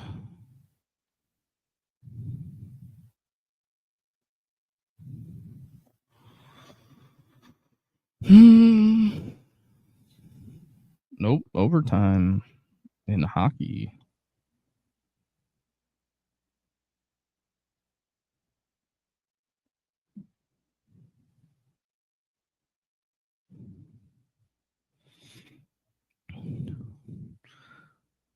Going to the pylon.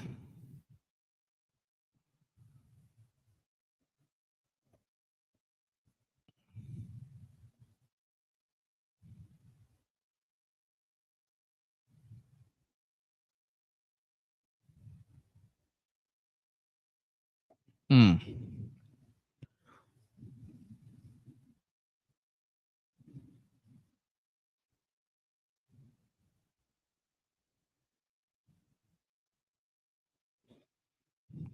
All right, here we go.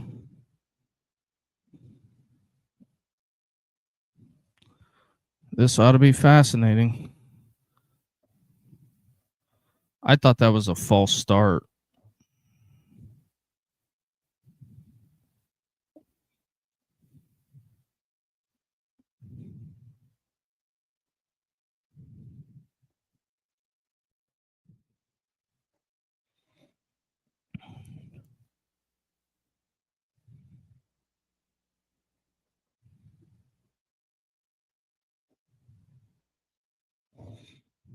Yep.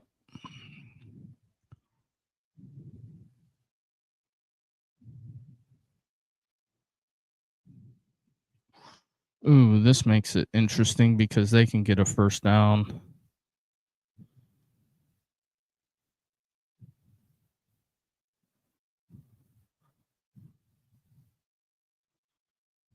Third down. What do you like here?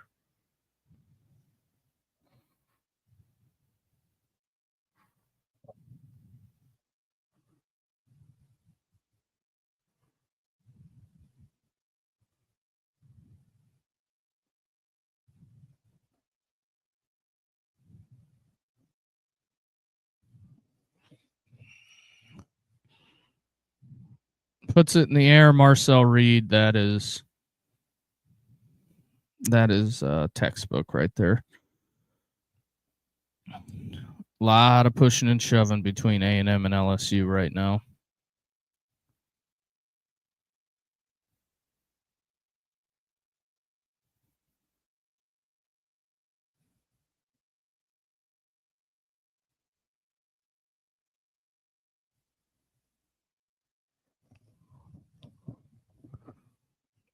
Oregon up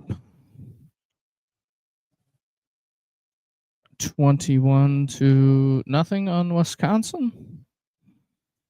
What do we got for the nightcap?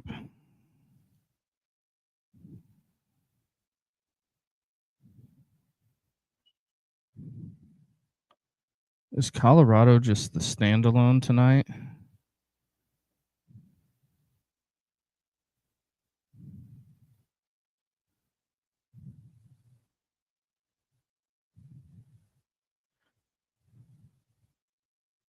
Oh, that kind of stinks.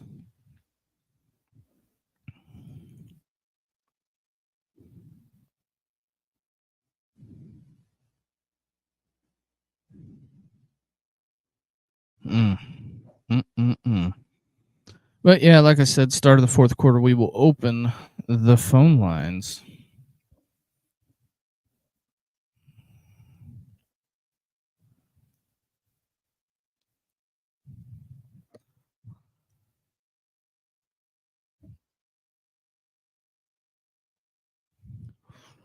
They are pumped in Aggie land right now.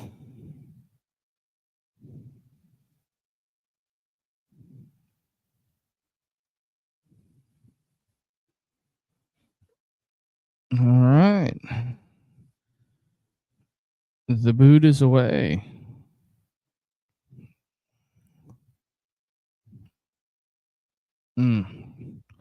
Ball security is all I'm saying.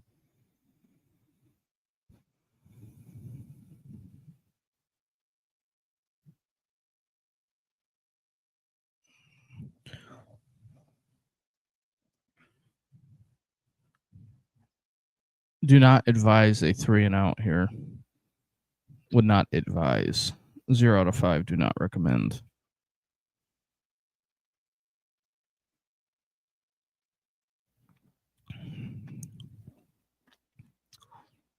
Ooh, Houston score.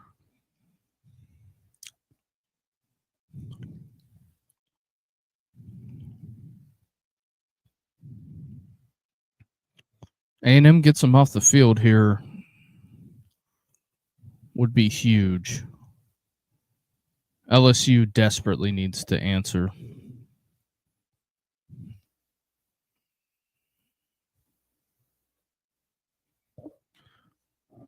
I mean, they desperately need an answer.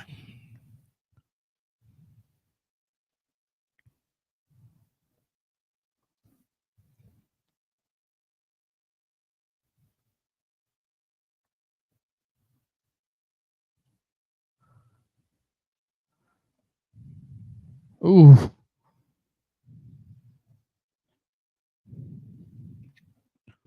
Third and 7.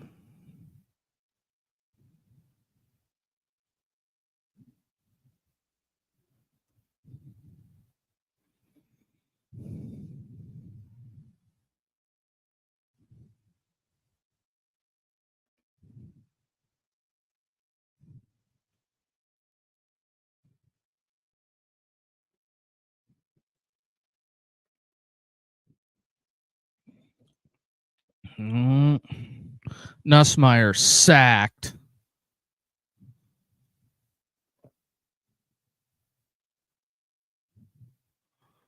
LSU is 0 of 6 on third down.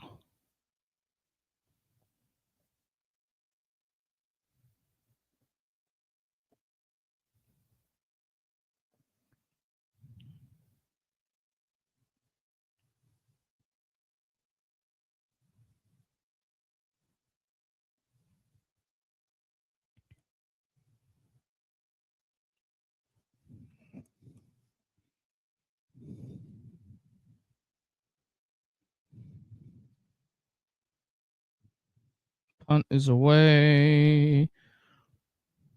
Oh, no. Oh, no. Oh, this isn't good. You got a guy without a name on the jersey chasing him. As long as there's no flags on the play.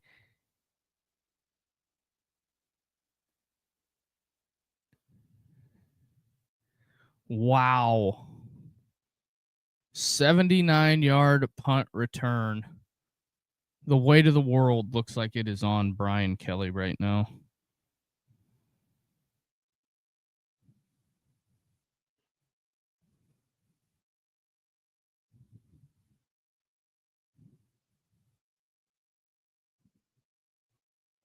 The weight of the world.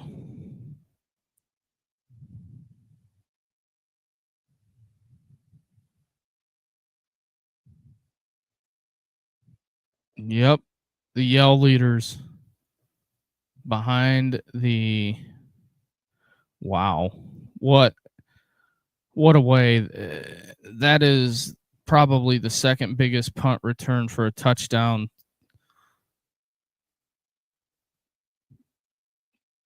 today. Michigan State's got a puncher's chance.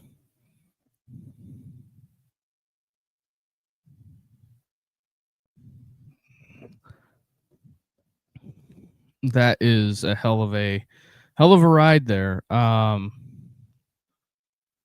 Also, if you're new to the channel, do us a favor and hit the like and subscribe button. That helps us out tremendously. Helps us grow the platform, and like the video while you're at it, if you would.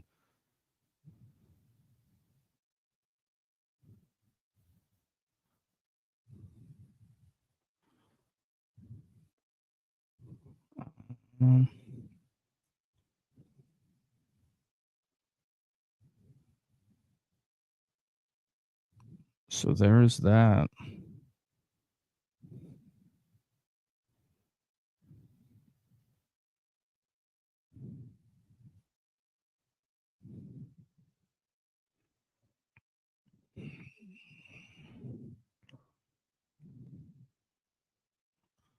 All 113 of you watching.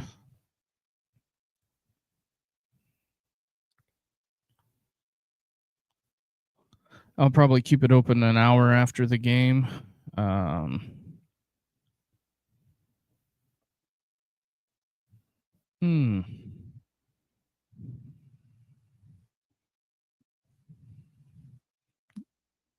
Didn't know Wendy's was getting into the Sunday game. That's interesting.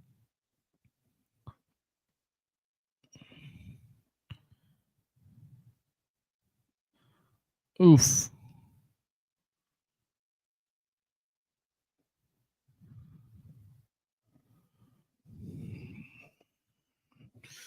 Wow.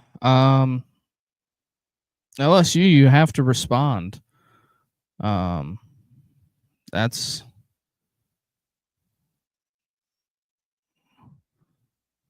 a fumble. LSU has to respond here with the touchdown, in my opinion. I don't see how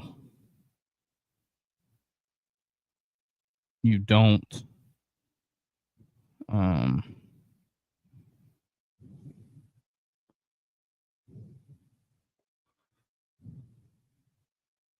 Just simply looking at some stuff here.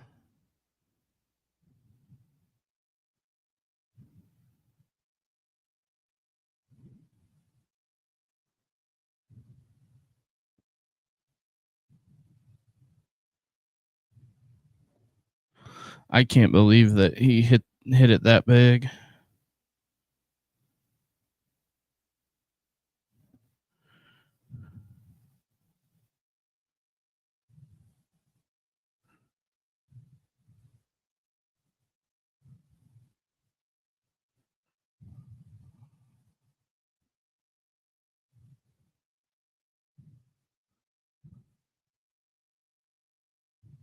Ooh, and they're gonna. Oh wow.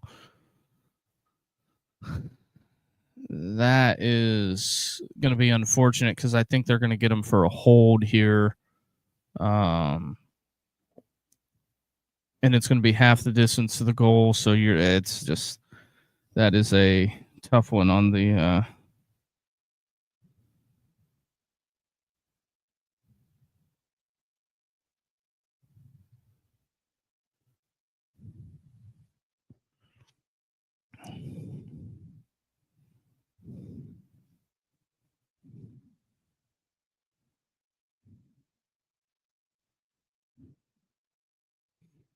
so you're going to be starting from your 5.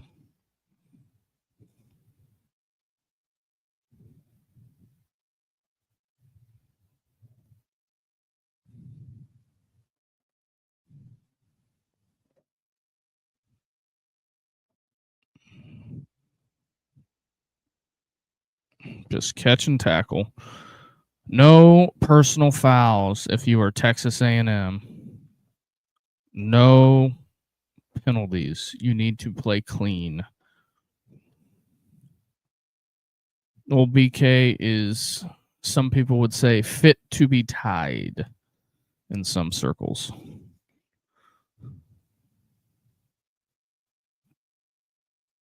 Yep, Colorado gets the lone standalone game tonight.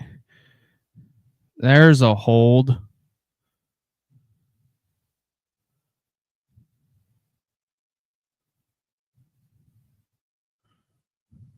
They call that a completion?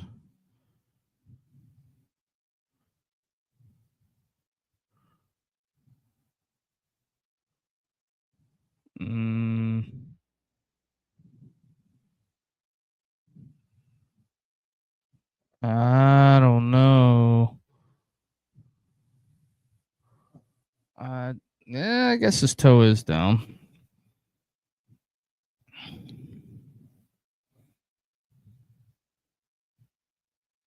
Starting to get some.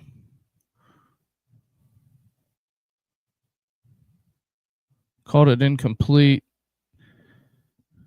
I'm assuming he gets the first down there.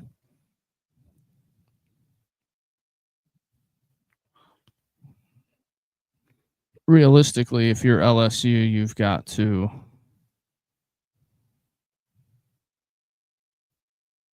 Yeah, it's a first down.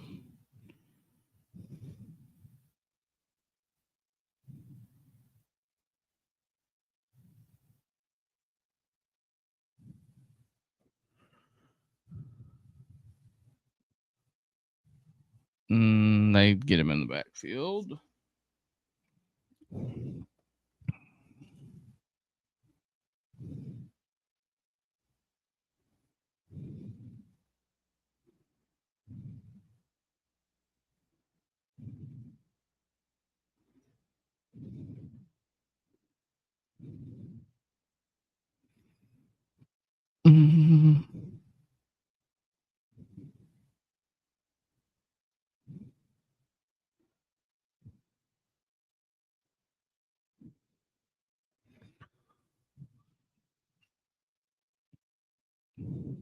Nope. 3rd and 10. Can LSU pick up a third down? That is the question. They haven't picked up one all night. And they are just caving in that pocket in.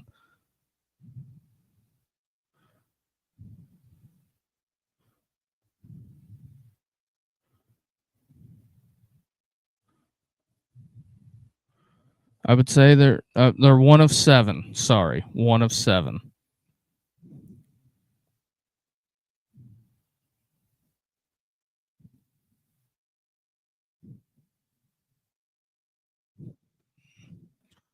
What's BK gonna do here?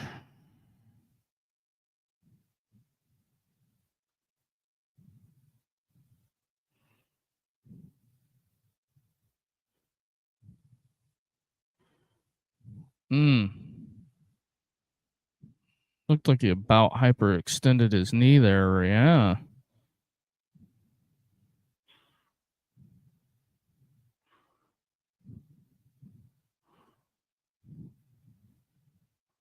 What is BK gonna do? He sends out the punt unit. Oh, no.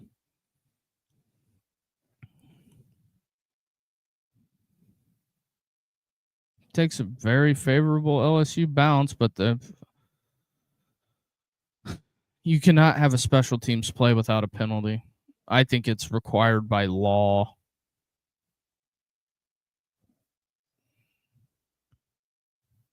Oh, no. Arizona State's touchdown got removed.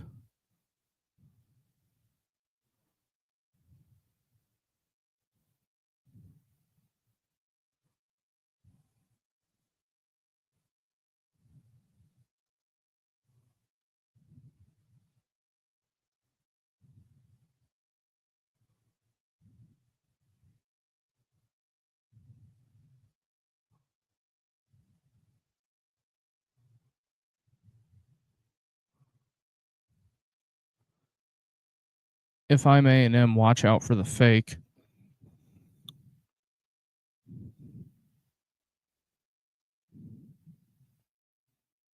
Watch the fake.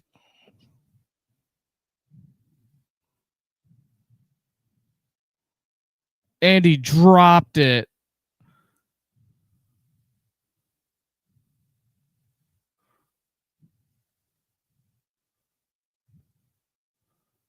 When it hit the ground, the A&M dude fell on it.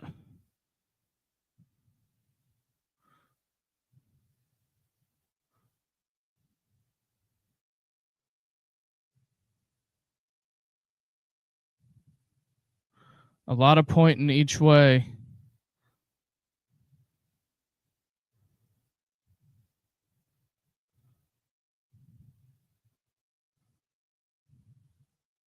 Oh, A&M ball.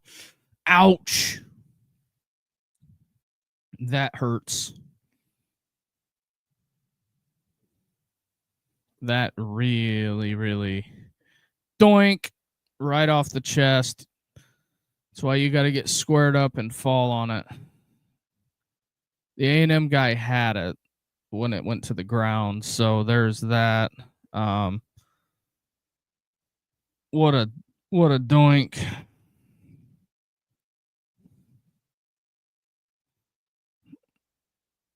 The LSU.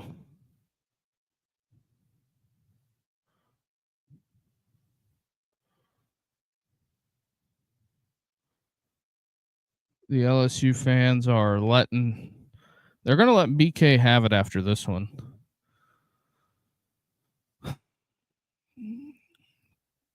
I don't know. I'm hoping all you guys watching on Twitter decide to call in, because that would be fantastic.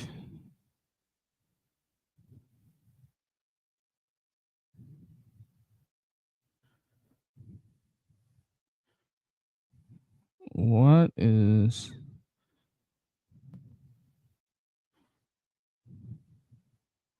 Just looking at some stuff here.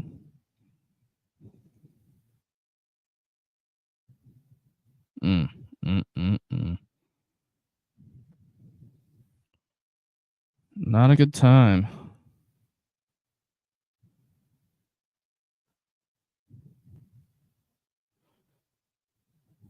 Wow. I cannot believe that. Tennessee scores again.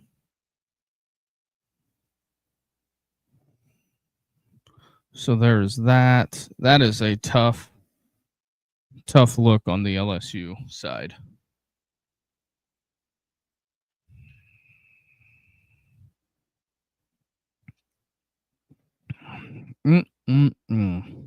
Also, while the game's at commercial break, if you could, in Arizona State misses the field goal, ouch. Also, if you can do us the biggest favor here, hit the like and subscribe button. That helps a ton. And the Big Blue Nation is starting to hit the turnstiles. Probably want to beat the traffic and listen to it on the way home.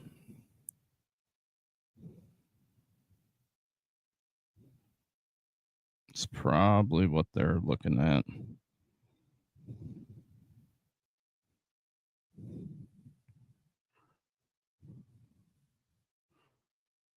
So there is that.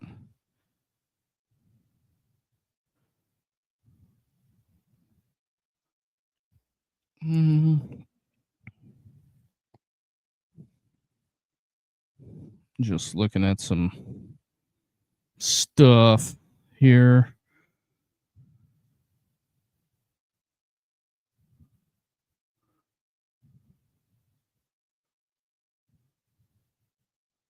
We're going to. It's going to be interesting. LSU down 10. A&M's got the ball at the 50. I'm not going to say a touchdown here and it's over, but that's just not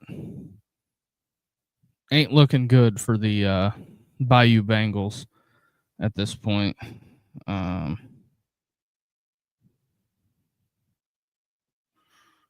Oh, thanks, Doreen, for reposting the stream. I appreciate it.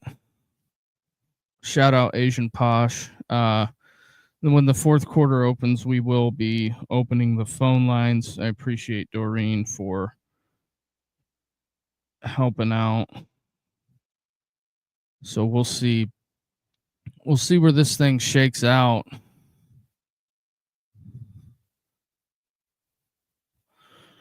It ought to be fascinating, but yes, appreciate Doreen, the Menace Mom, helping out the stream and the channel. And she also does a show on Sunday nights. I believe it's called The Ladies of College Football. I believe that airs at 9 p.m. Eastern. A little later, but Doreen and talking some football. Yeah, that's a hold. Uh-oh, that's not good. He's hurt.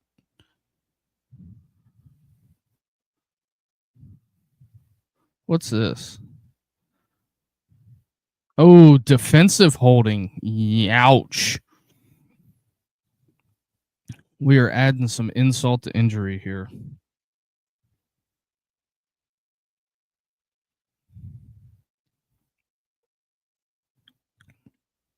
See, if you're LSU, you're in a bad spot here.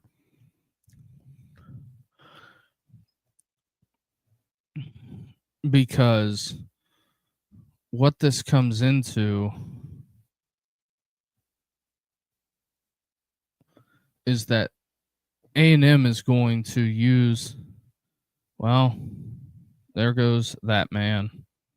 That is a touchdown, Texas A&M. Oof, that is tough sledding.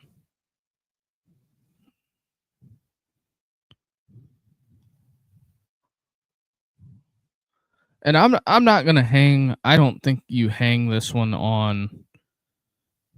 I don't think you put this on LSU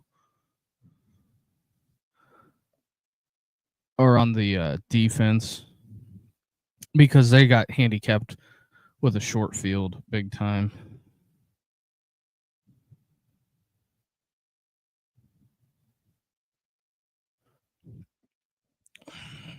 He bangs it in. Ooh, boy. That is very unfortunate.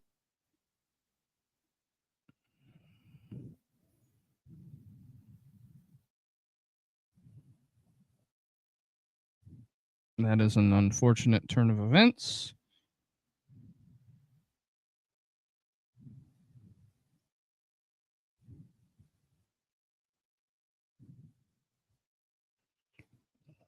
So we'll see.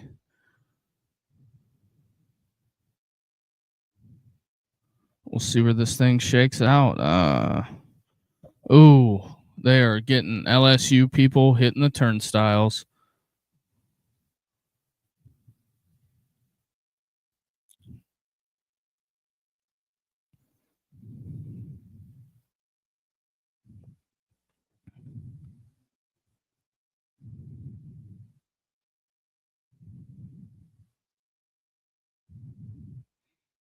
Whit Weeks on the sidelines shouting, "It's effing embarrassing." Um, I don't. Not gonna say it's embarrassing, but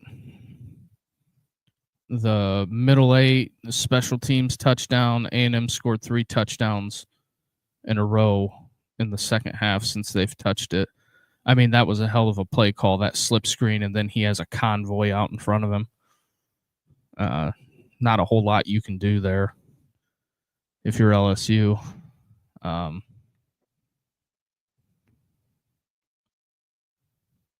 Hey, the Badgers score a touchdown, and the Oregon mascot Puddles has taken his shirt off, and they are spinning in the Oregon game. So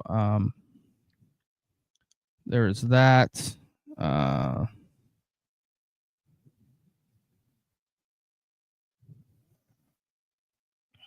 Yeah, I think it might be over in East Lansing.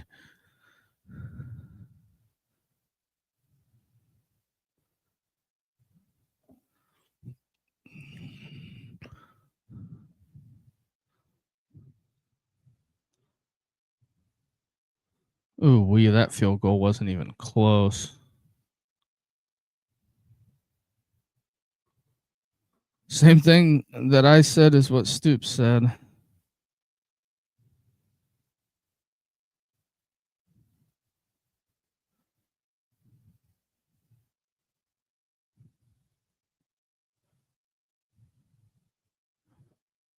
Hmm.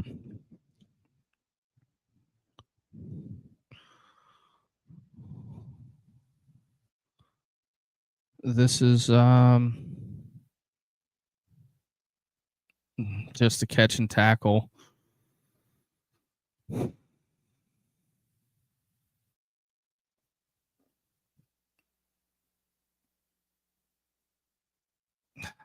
Man, this is not conducive for behavior for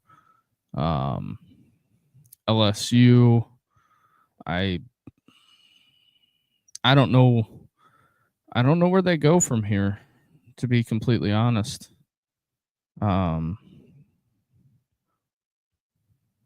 It's going to get fascinating here soon.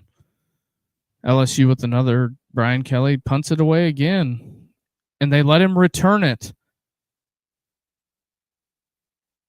Oh, and they're not tackling. Oh, wow. Another short field is what they're going to start with.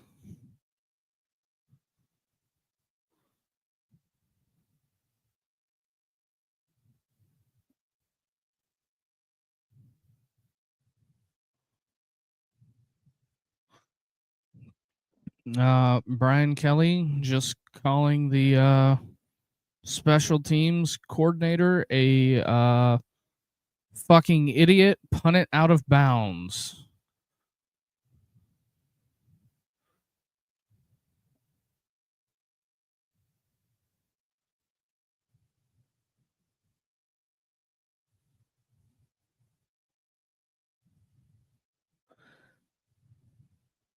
Yeah, he just gave him the look of, yeah, that's going to be a fascinating endeavor. It is rocking. It is rocking out there in Utah. They are. They.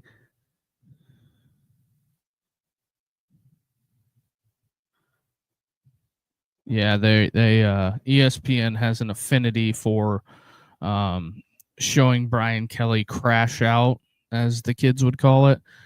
Houston, another touchdown. Connor Wagman takes a shot.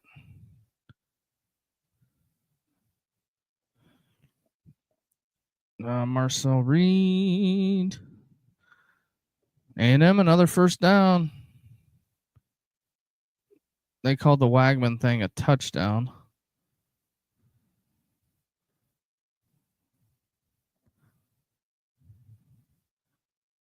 Oh man, I have a feeling this is going to get super ugly this evening.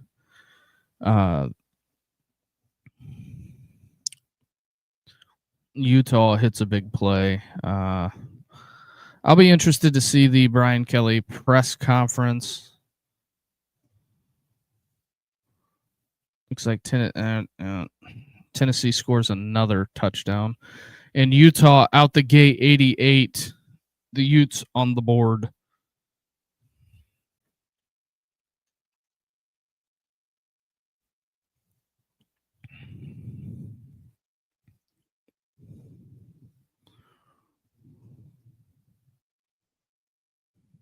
What did I buy this time?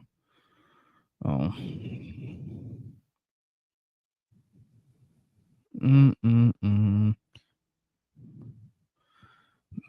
Of course, the Pacers lose, and I think we're going to get another A&M touchdown. Not looking good.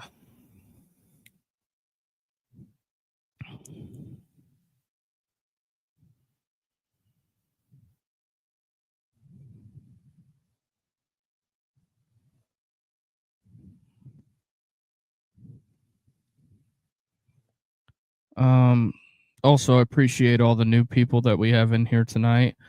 Also,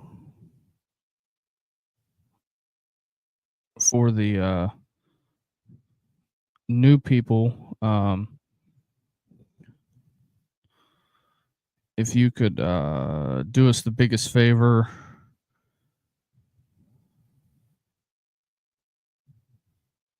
and hit the like and subscribe button.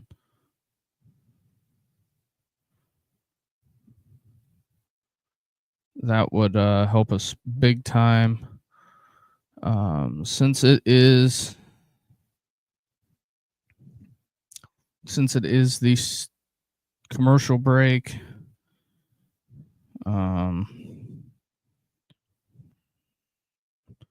after 3 quarters,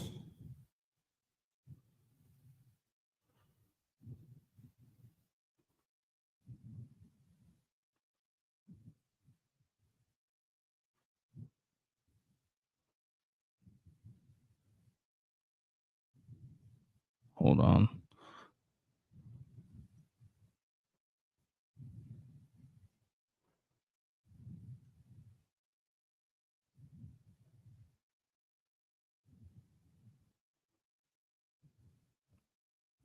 Might be a little sleaze baggish approach by myself, but I will throw my hat in the ring. Hey, gotta have no shame in the game.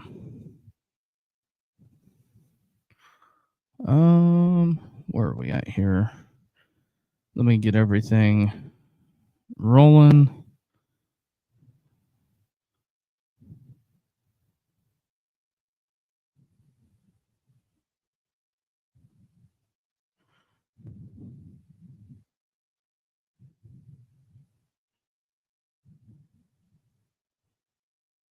Ooh, I know what I need.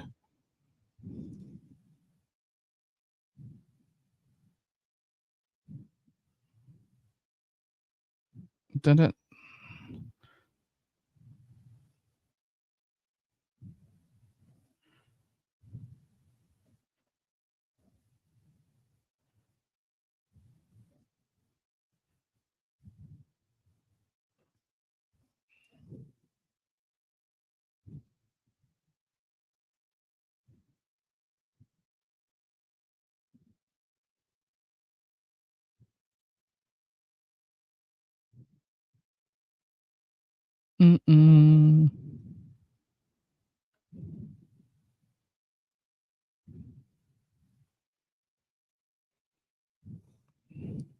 Get that done.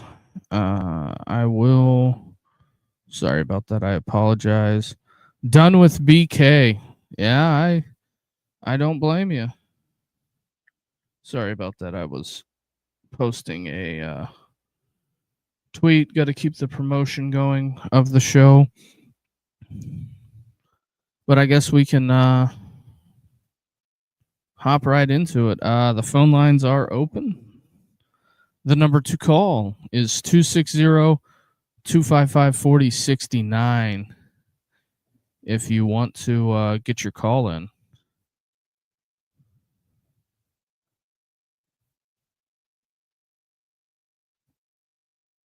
Let me retweet that one more time.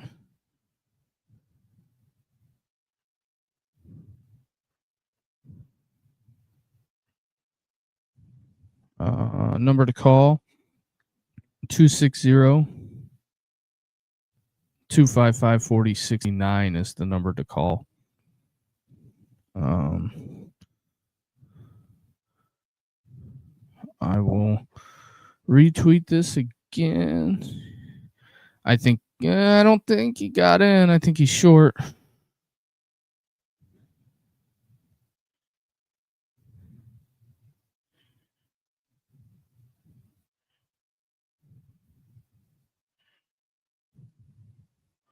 Sorry about this, everybody. I am retweeting something.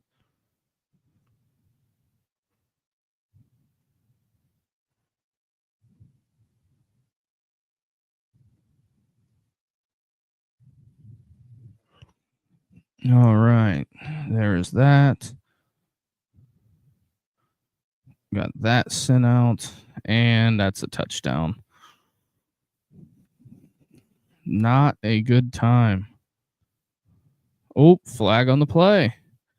What do we got here? Number to call, again, is 260-255-4069.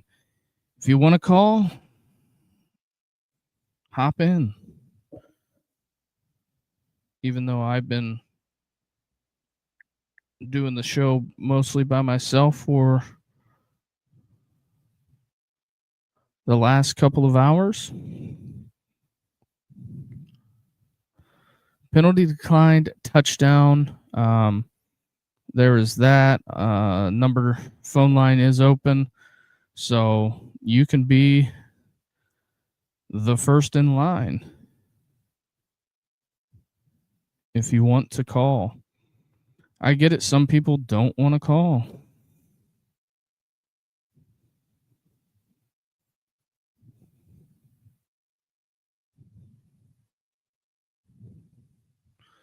It is 42-18.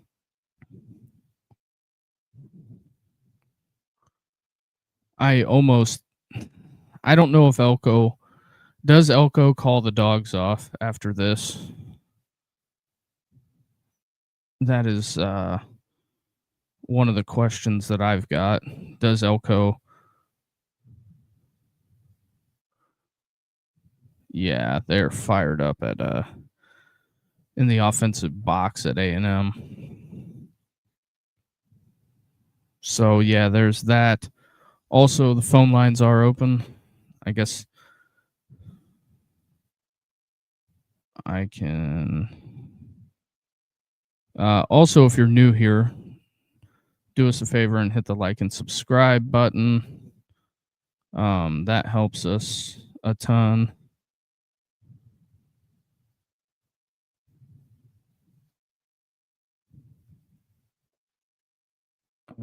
There's that.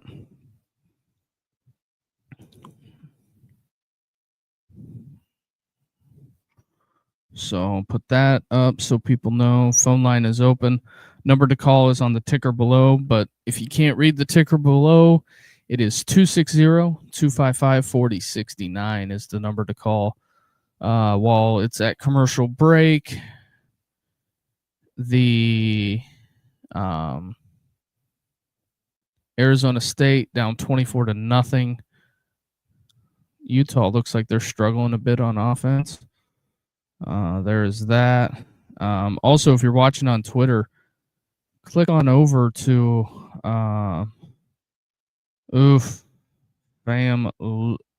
wow. The Brian Kelly folks, it is going to be coming out. It is going to be tons of vitriol.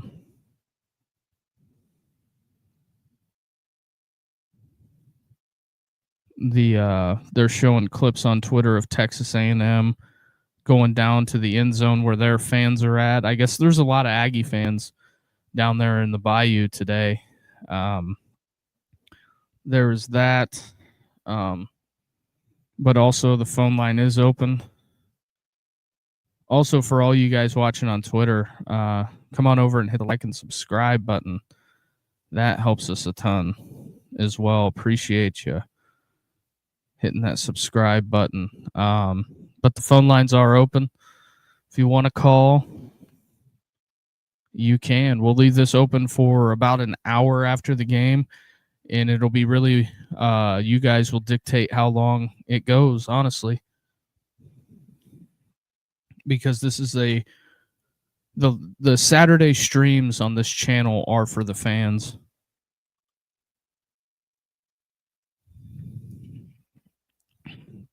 I will give my opinion. They are swaying in Tigerland. They are sawing the horns off of Bebo. And also, not just LSU fans, Aggie fans. You guys want to call and get it in too? You can. I'm not above it. So there is that. Also, I'll be interested to see what A&M does on offense coming out. That'll be fascinating to me, to be honest. All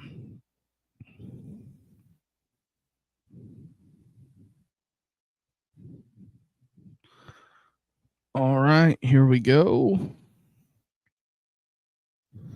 And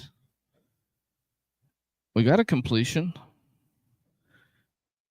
Can LSU come back and make this a little bit more interesting?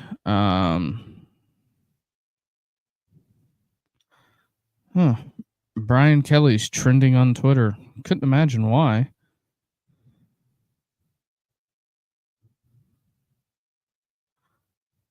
Nussmeier.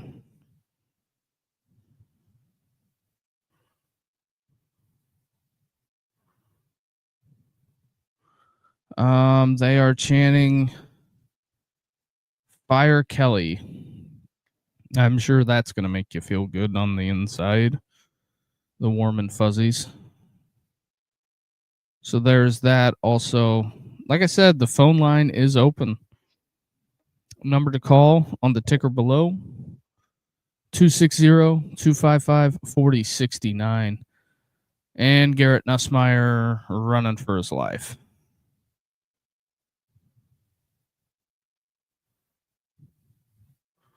Nothing you can do there. Just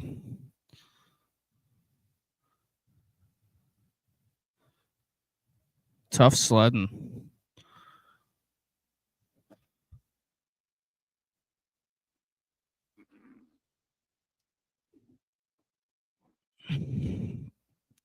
Ooh. They are getting after it in Rice Eccles right now. Hey, Michigan State scored. They're down 11. They might have a chance. 4th and 26. Does BK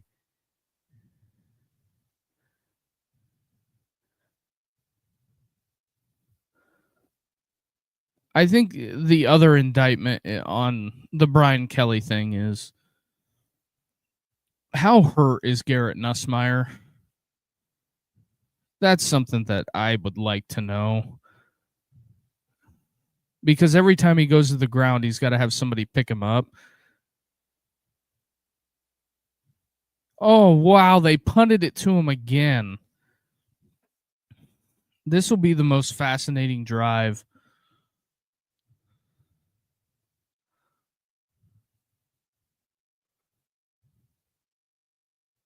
And we're back to commercial. John here, done with BK. Can't say I don't blame you. It's one of those things that where do you go from here? If you're LSU, where do you go from here? Because that buyout is huge.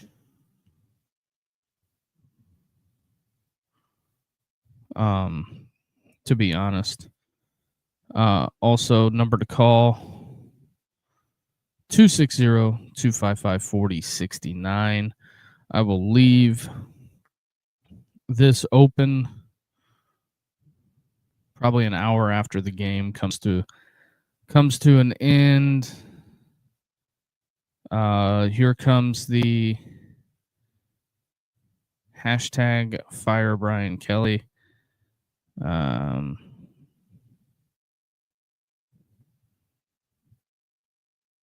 Mm,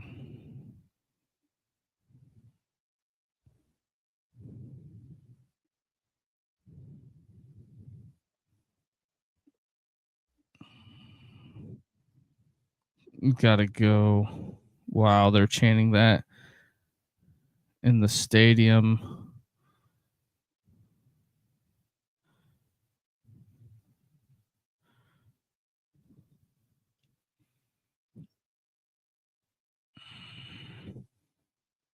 Mm-mm-mm.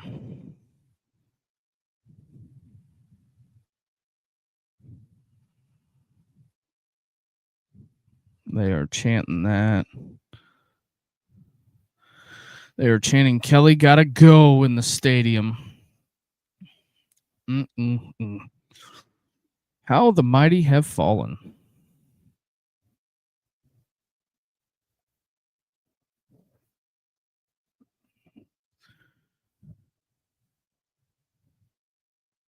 Looked like there was something on the mic. I don't know what it is.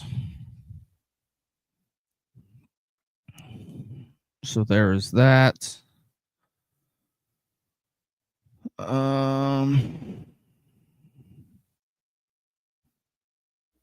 are we talking about here, fellers?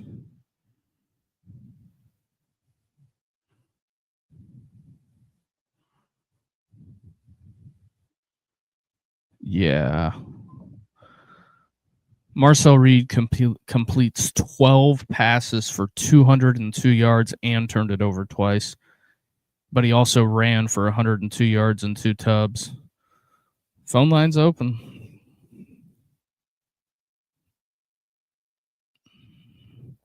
I have 142 people in here.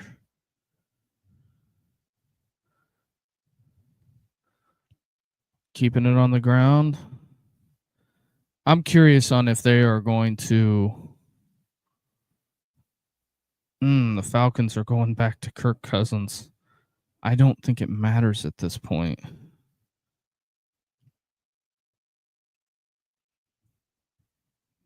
I think the Falcons might be cooked turkey.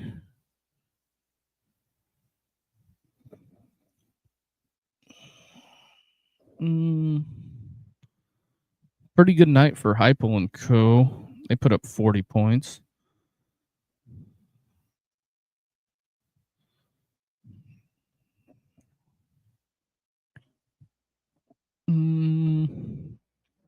Keeping it on the ground. I'm kind of wondering if they are going to. Oh, don't need that.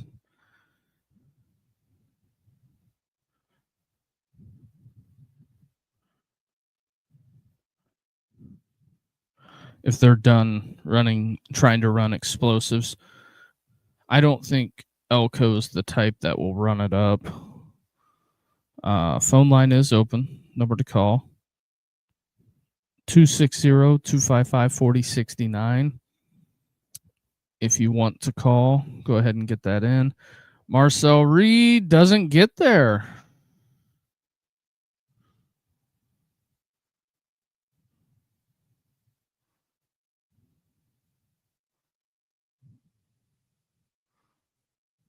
So we're going to see an A&M punt.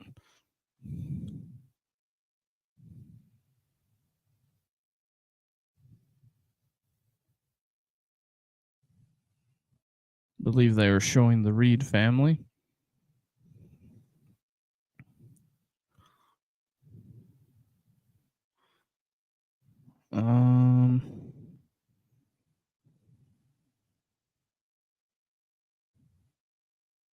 Awaiting the punt.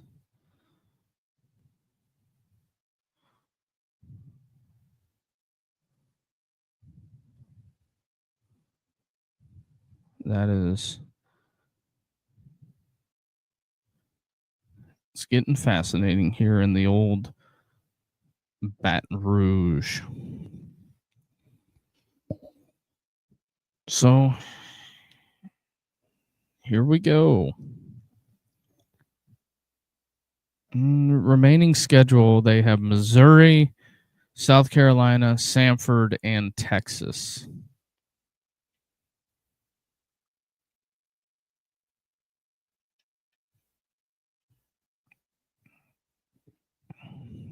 So there's that.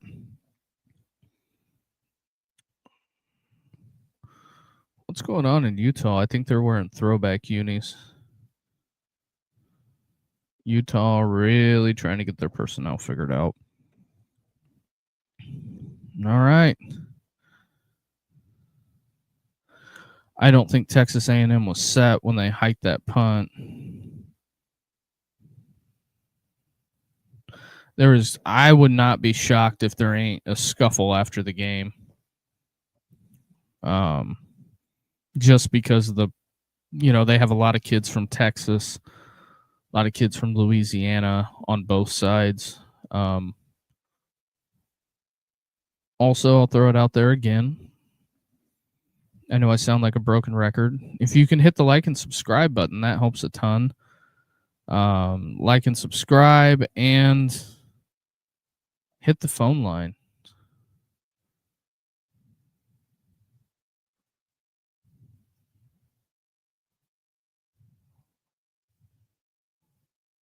Huh.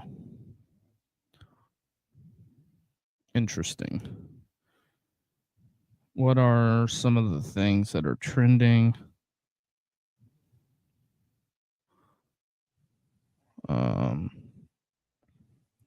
So there's that. Also, the phone line is open. There's no wait at all. Oh, what happened in the World Series? I am curious about that. Dodgers win 5-1. So Ohio State idle, Indiana wins.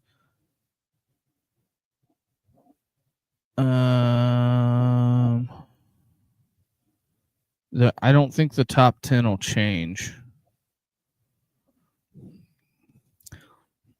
Little brother, just do little brother things. I'm assuming, Dave, you're watching Michigan.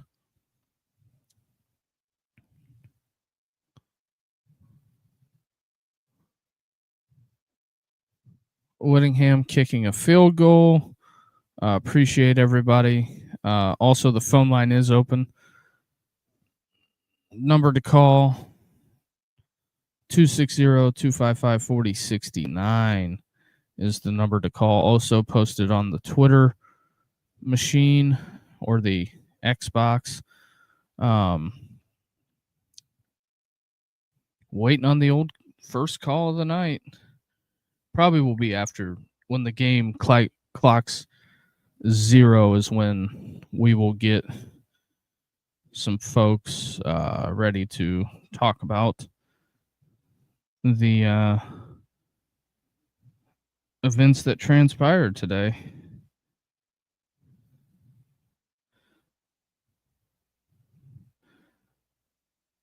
Oh, that's pretty cool. Mike Glennon's family was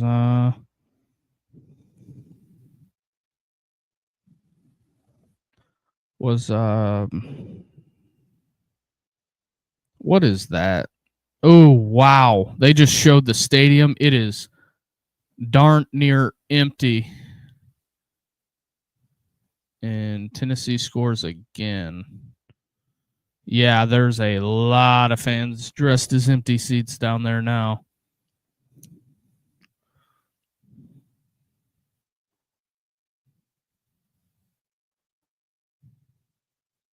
Yeah, this is. I wouldn't be shocked if we have a fight in the Michigan State game. Yeah, that's a face mask. Mm. Mm-mm-mm. Can Arizona mount a comeback? Not likely. Yeah, that's a fascinating deal there.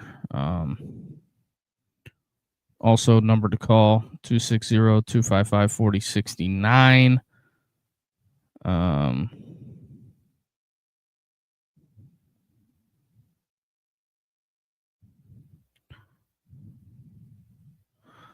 yeah.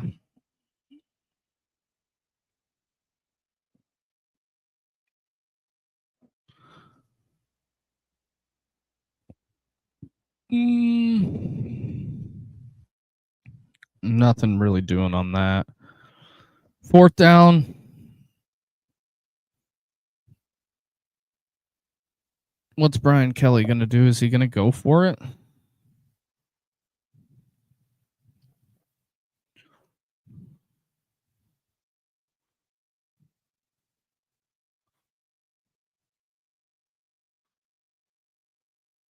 I think Kelly's going to. I don't know if he's going to go for it. That looks like LSU's got another offensive lineman injured. So there is that.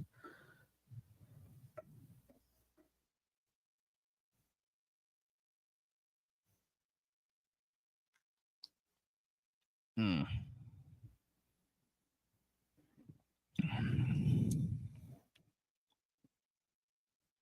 Oh, we shall see. So there's that. That Death Valley has cleared out quick. Sparty players dumber than bricks.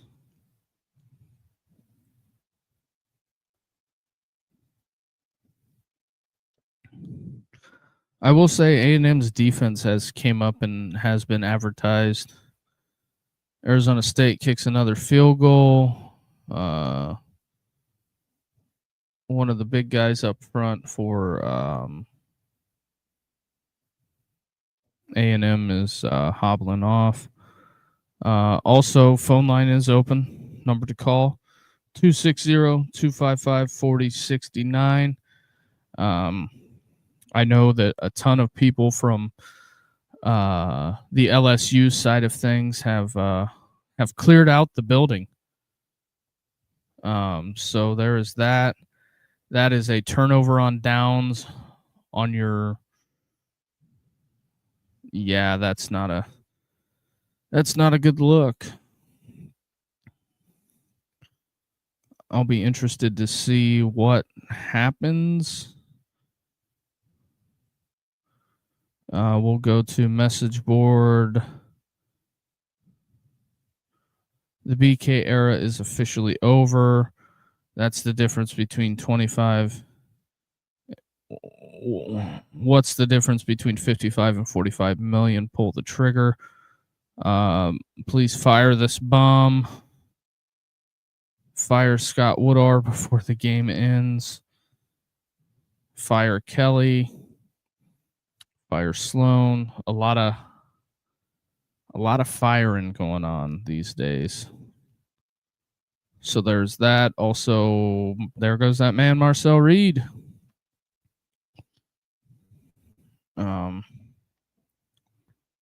Also, currently Colorado down 10-0. So there is that. Dave's here says Sparty players dumber than bricks. At a certain point, Dave, I don't disagree. They've had some legendary knuckleheads over the years. So here we are.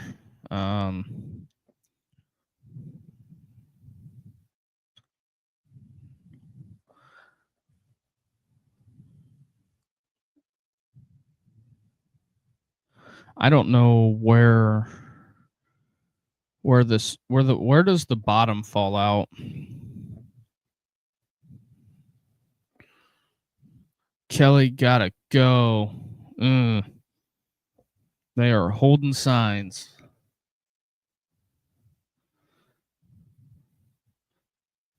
Brian Kelly does look like he could eat a whole package of Tums right now.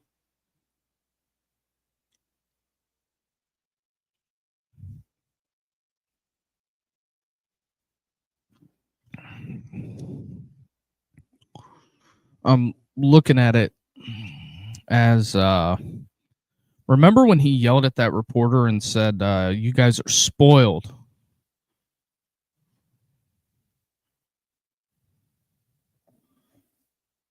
I'm wondering. I'm wondering how that is going to pan out. This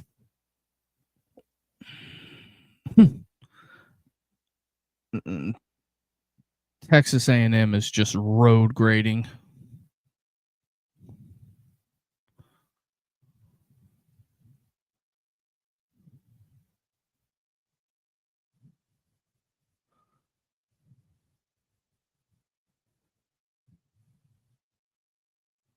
A&M's got a lineman down. Mike Elko just said, "Oh shit."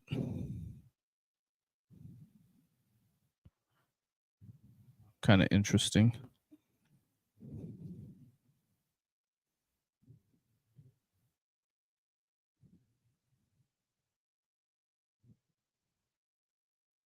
Think the young man's all right, walking off on his own power, so that's a good deal.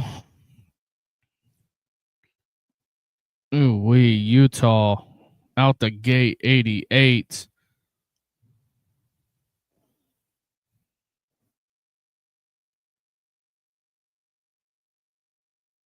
Something big just happened in the Michigan game. There's that.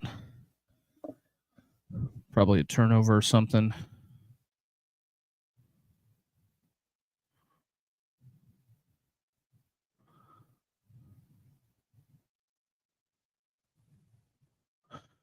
And there it is.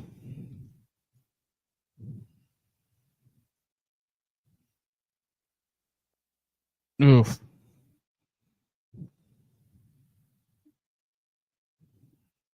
That is unfortunate.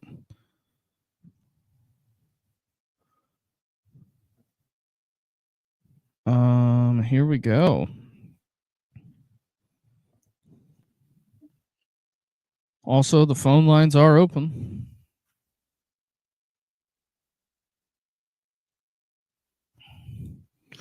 Phone lines open.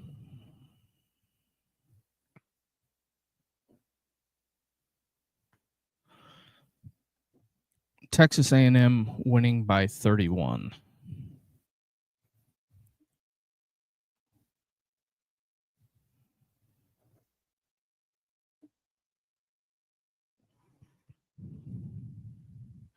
Wow, there is nobody there.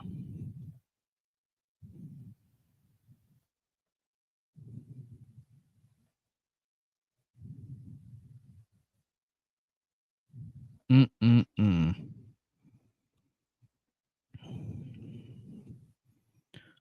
I just thought of something. If you are not going to make a nice comment, leave it.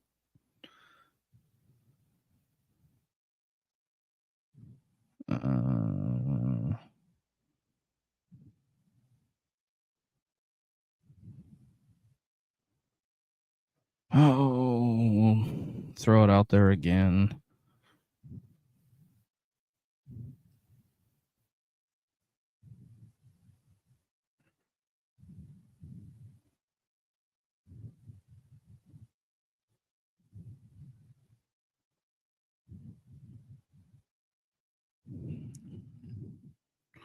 Do-do-do-do.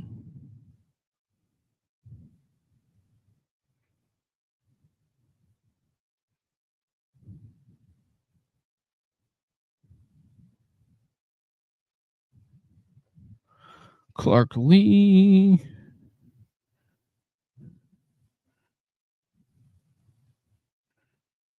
Oh. Nussmeier sacked again.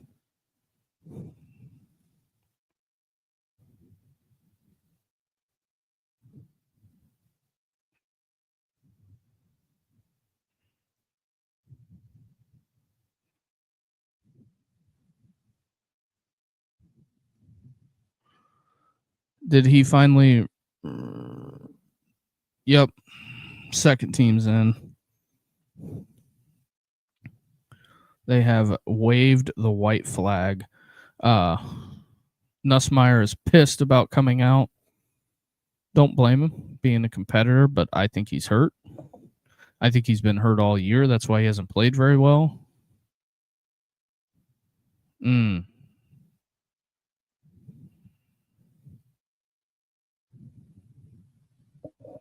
But we'll see. Also, phone line is open. Number to call 260-255-4069. And then we're going to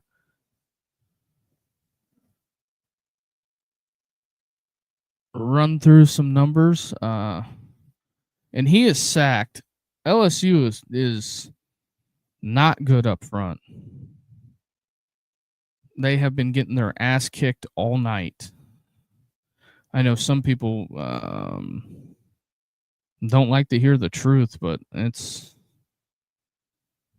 kind of where we're at in this. Although directly after the game,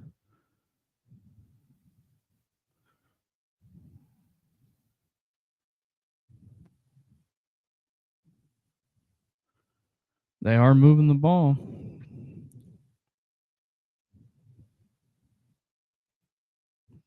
That is the number to call. Number to call 260-255-4069. Although I might step away for a second to go grab some beers. So there's that. At the 2-minute timeout, I may do that, or I might have somebody bring me some beers.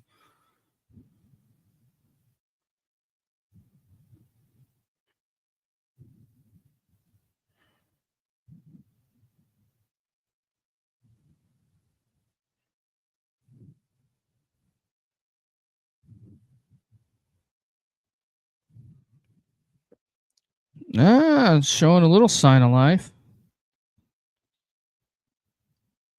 Oh my gosh, Utah's got it back again? Wow. Oh, and if this ain't adding insult to injury.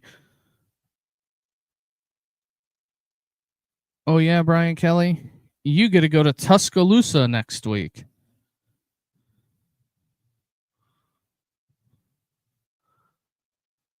Nope. No dice. So there's that. Also, for everybody, all 150 watching on Twitter, Michigan State folks have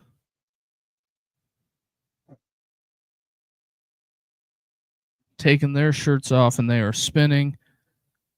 There ain't nobody there.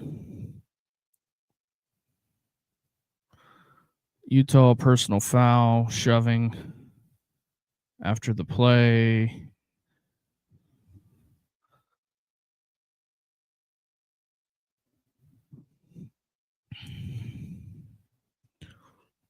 And that is a catch.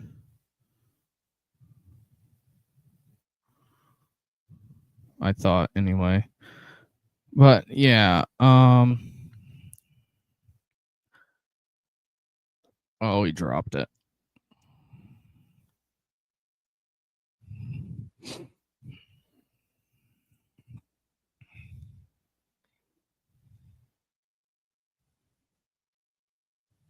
Here we go.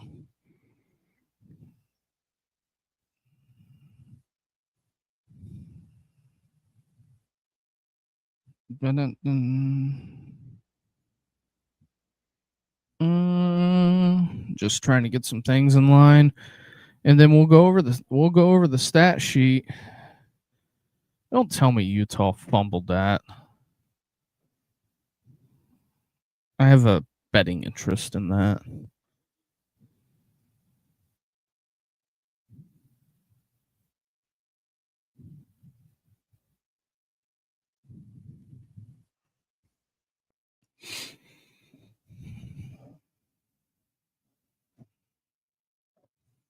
$161 people in here.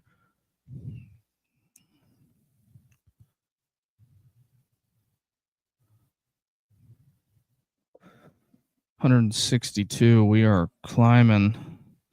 That was Ray Jackson. 163. Appreciate it. 2-minute timeout.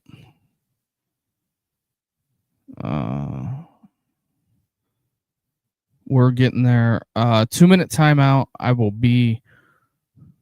Hold on. I'll put it in the chat.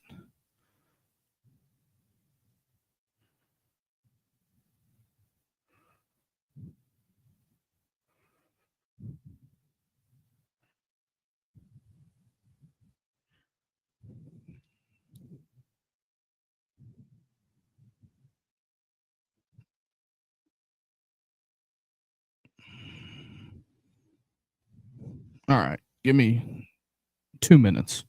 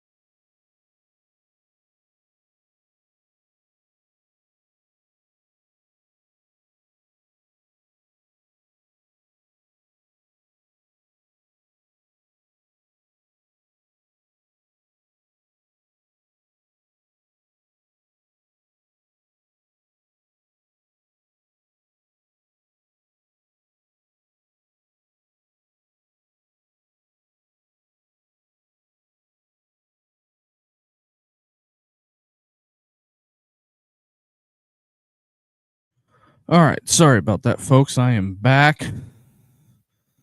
Phone line is open.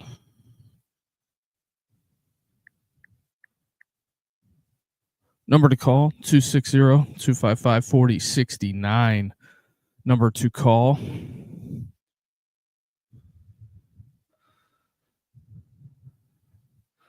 $181 people watching. Also, if you're new to the channel, could you do us a big favor and hit the like and subscribe button?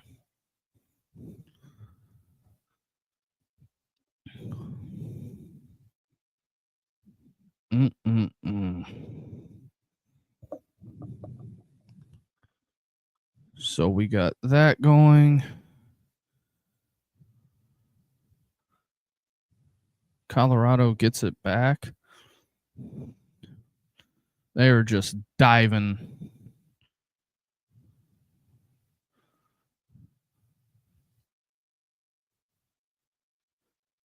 They rule it a touchdown or nah?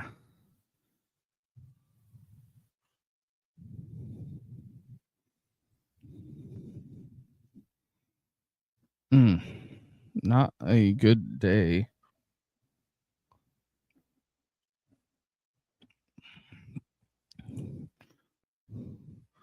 Don't need that.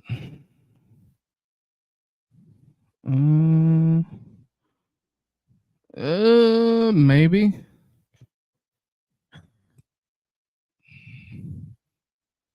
Maybe it was in, maybe it was out.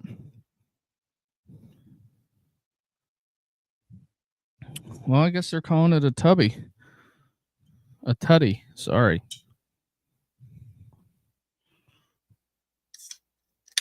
All right. We got that rolling. So there is that.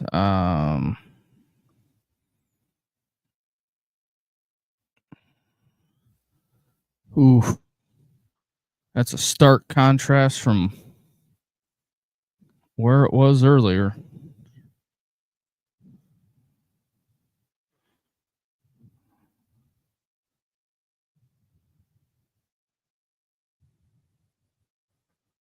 Ooh.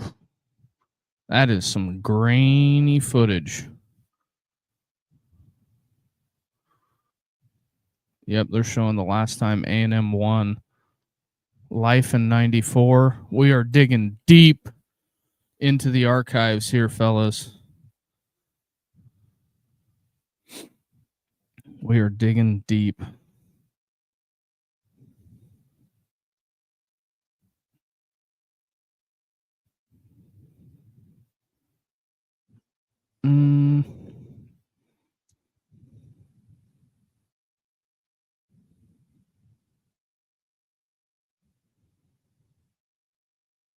Yeah.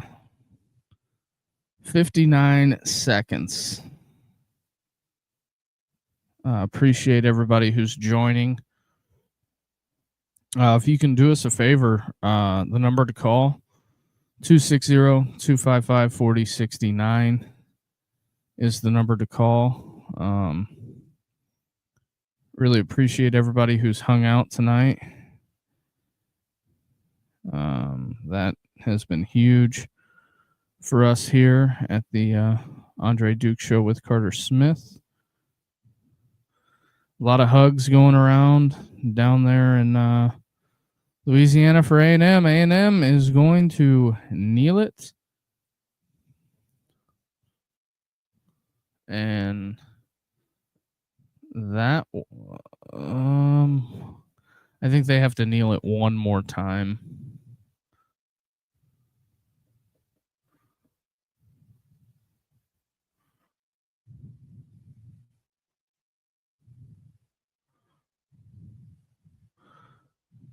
I mean, Ohio State was off this week, but it was a very impressive showing by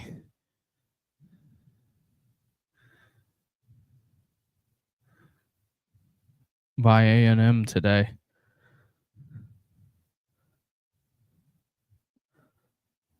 Elko, I believe Brian Kelly just said, go get him.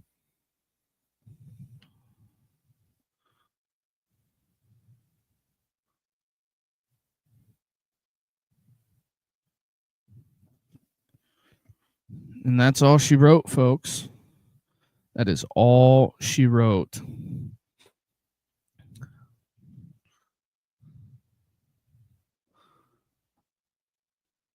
That is I'm not going to say dejected, but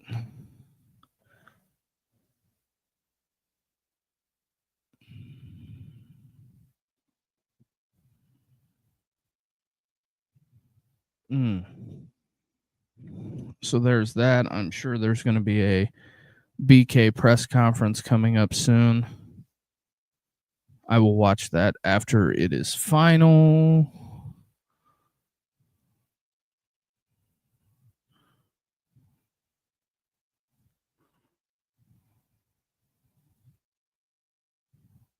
What is this? Is this Arizona State? No, that's.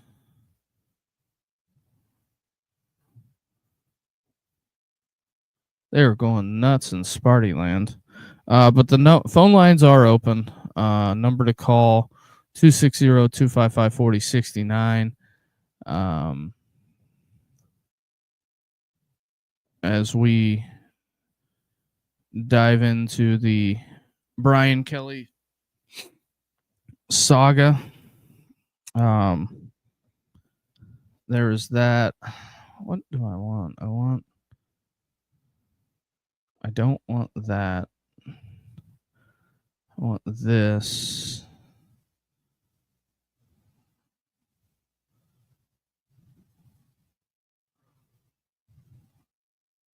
Make that live.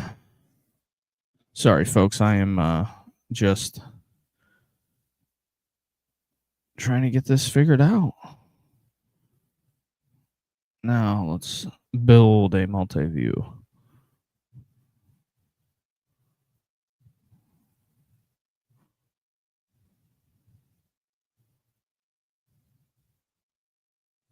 Unless Arizona State is over.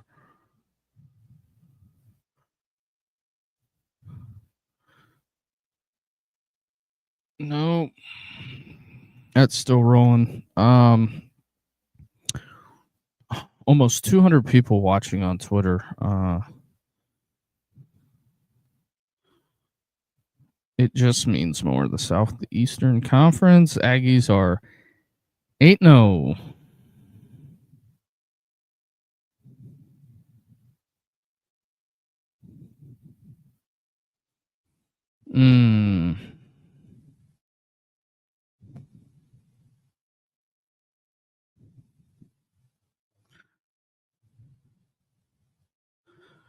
Bryce Underwood taking selfies before the game.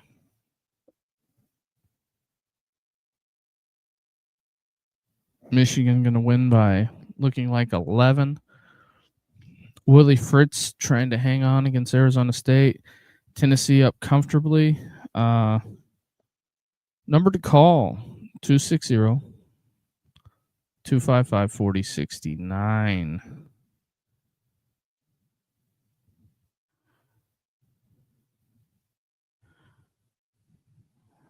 That is, we've hit the 200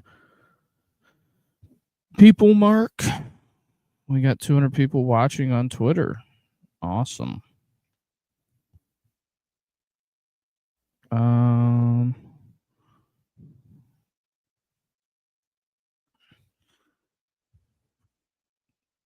So I guess we'll kind of get into it. Sparty is final.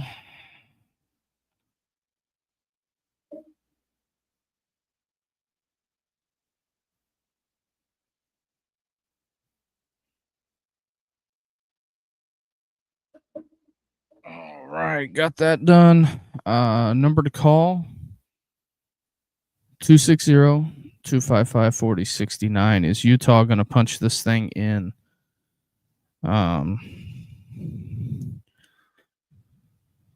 What is that? We're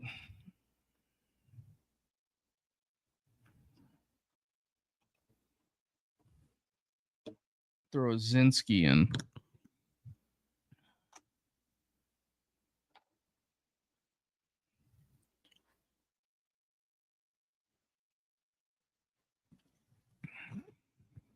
feels like 1,000,000 degrees in here, and watching Utah, Colorado getting gashed.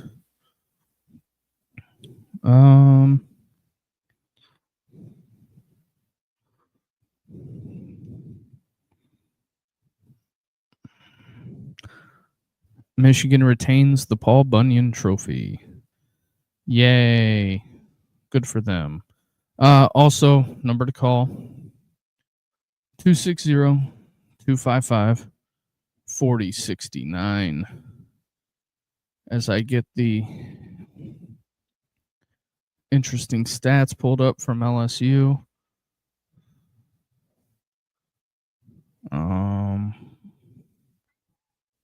Where are you? Oh, Colorado jumped a route and thought they had it, but not so fast, my friend, as Lee Corso would say.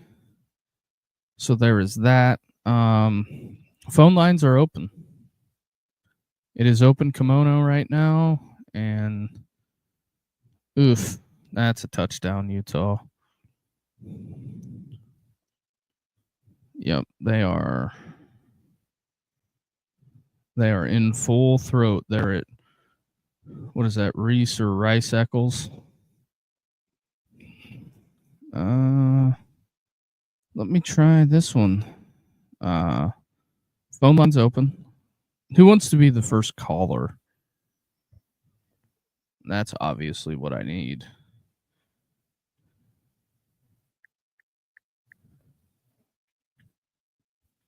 That is what we need here.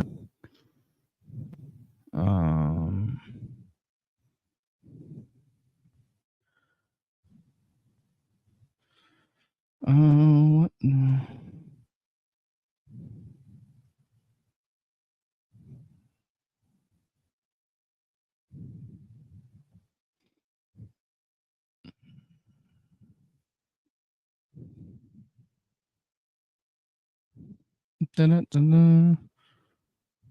Hold on, I'm tweeting something out.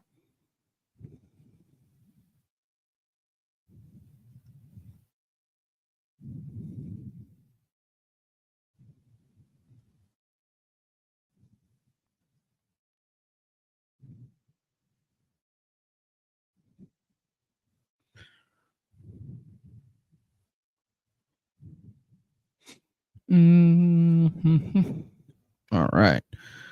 Now that we got that done, number to call 260-255-4069. Individual stats: Marcel Reed, 12 of 21, 202 yards through 2 picks tonight. Nussmeier didn't turn it over through 1 touchdown. Michael Van Buren Jr. gets in. There's that. LSU ran the ball 27 times for a total of 60 yards. Nussmeier minus 44 yards rushing. Marcel Reed, 13 carries for 108 yards and 2 tubs. So there is that. That sticks out to me.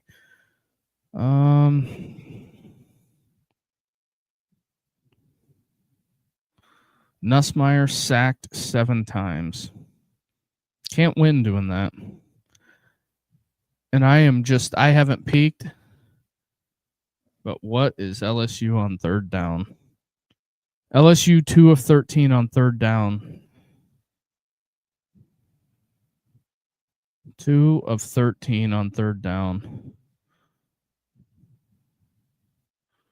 5.6 yards average pass. It's hard to win a game. Possession, the possession, time of possession was basically equal for the most part. And since that happens, Brian Kelly, you are rewarded with a trip to Tuscaloosa next week. So, congratulations. Also, the phone lines are open. If you want to call, go ahead and call now. Marcus Freeman selling Factor meals. Take that down, but phone lines are open.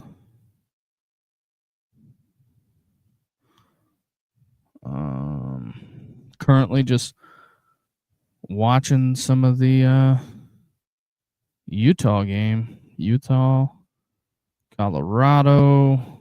Um,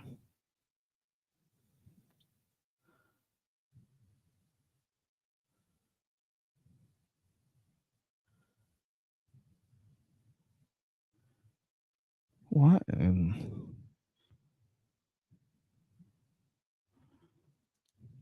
Very bizarre. So there's that. A lot of folks. I don't know. Is Nussmeier hurt? That's the big question. If you want to call, chime in. I just looked at that game. I think that LSU was in it all the way up until right after halftime. I think that when halftime happened, I mean, Texas A&M scored 5 touchdowns in the second half.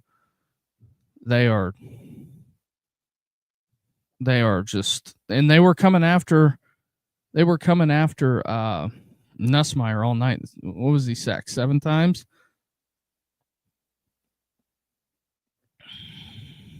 Nussmeier had minus 44 yards rushing on the night. I don't know what you thinking you're going to do there. And then also it was a horrendous look at the end of the game that it was empty. The stadium was empty at the end of the game. Death Valley was empty. When was the last time you seen Death Valley just absolutely clear out like that? Orgeron? Or like when they're playing a directional school? I'm just not following it. I think that, where it stands, Brian Kelly gets to go on the road next week and for all intents and purposes gets to go to he gets to go to Tuscaloosa.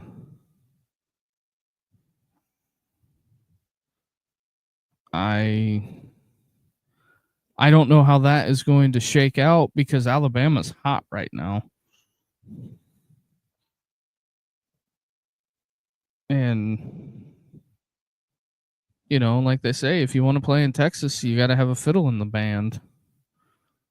And tonight, Texas A&M's fiddle was hot. Too hot for a Louisiana man. Although, where is Brian Kelly's accent? Family. But also, the one thing I will say is the Notre Dame folks tried to warn LSU people about this. I think the Notre Dame people,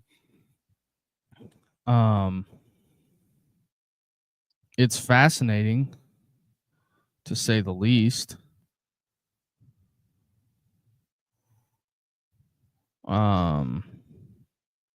Where do you go from here if you're LSU?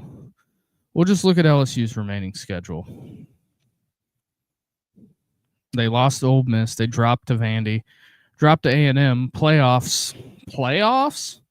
Jim Mora Jr. playoffs. Reference that.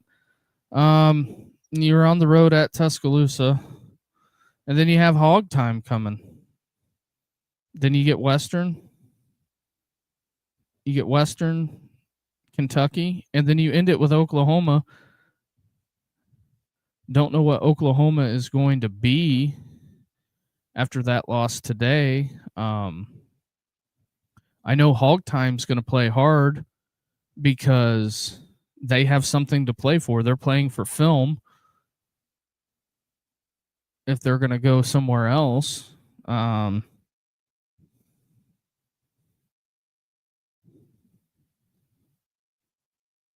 that's realistically what Hog Time's playing for. But I think there was a pendulum shift when the block punt happened, to be honest. The block punt was kind of rough on them. But A&M rebounded. That's the thing. Also, if you're new to the channel, if you do us a big favor, hit the like and subscribe button. That helps a ton with channel growth. If you would be so kind to do that for us. Wow, I got 213 people watching on Twitter, and no one wants to call in. Phone lines are open. Houston trying to squeak it out.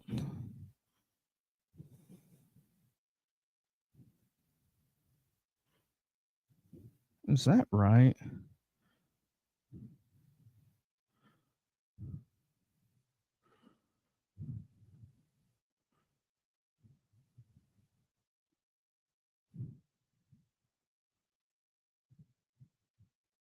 Yeah, that's fascinating. I just got offered a...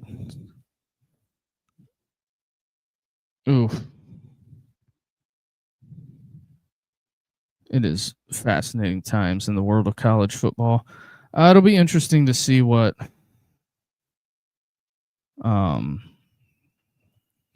Brian Kelly has to say. Of course, Jonathan Smith is in the trending. What names are trending right now? Brian Kelly.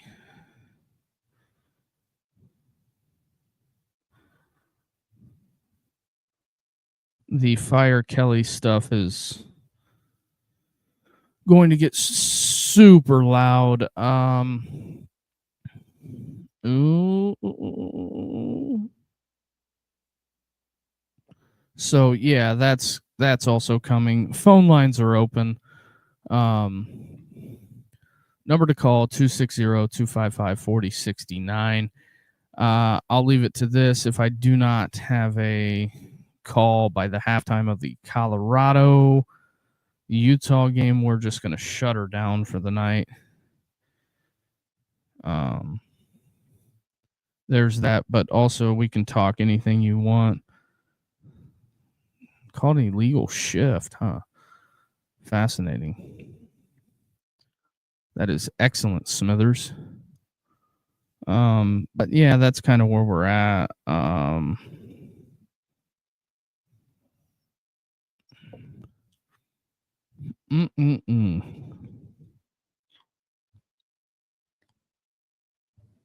Fascinating to see it.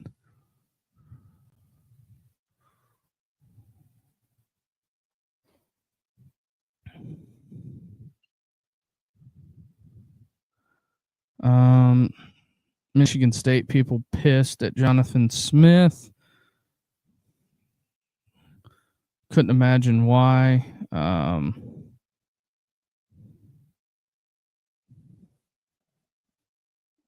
Just waiting a little bit. If you guys want to call, go ahead and call in. But yeah, Brian Kelly is... I think it might be over at LSU for BK. Might be over.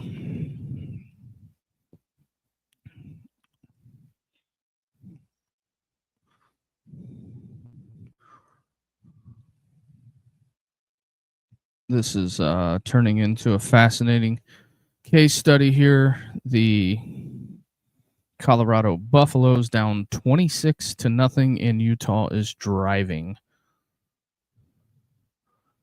But I'm not shocked that it was a convincing win on A&M's part. I think they, for the most part, they dominated the game. I think it got interesting whenever you had the blocked kick or blocked punt. that kind of swung the game a little bit, but I was down on LSU coming into the season because I thought that they would get dominated up front. 2 of 13 on third down, 1 of 2 on fourth down, 18 first downs though, but A&M turned it over twice. 278 yards of total offense for LSU, and those were tough yards tonight, I think, for the most part. For that, also, we'll look at the stats for the SEC team stats. Yeah, Whittingham's going to be pissed about that. He ain't going to like an unsportsmanlike. That's your first one. Get another one, and you'll be hitting the showers. LSU coming into the night was third in total defense.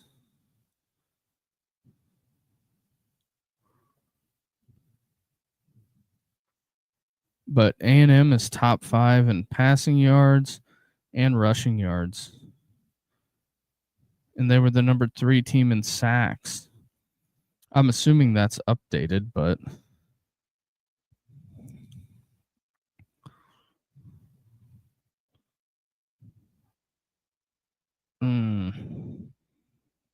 Utah starting in a hole.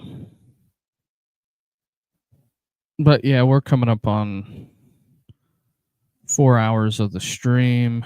A lot of South Carolina posts.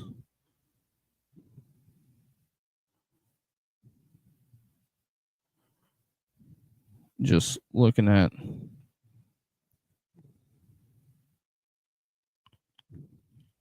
there's that.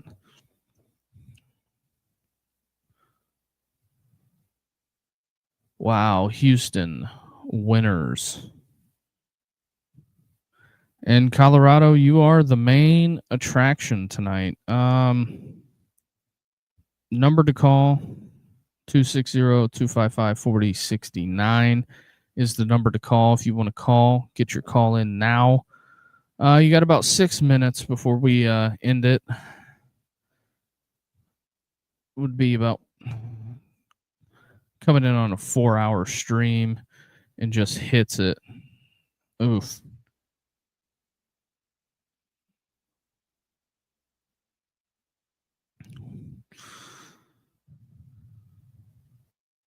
And it's good.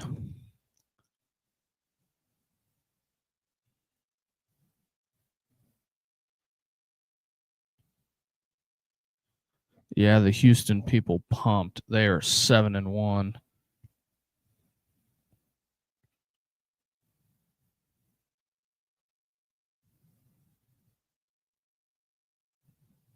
Yeah, they're excited. Yeah, so there's that. I don't know. Is it time to move on from Brian Kelly? Because that back part of the schedule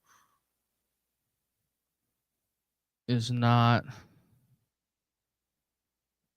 favorable at all. I think that it is going to be fascinating that they get rewarded with going to Tuscaloosa next week, but that's life in the SEC. I think the Notre Dame folks told them what they were getting when they were going to get it. I think that looking at it from hindsight being 2020, I don't know what they're thinking.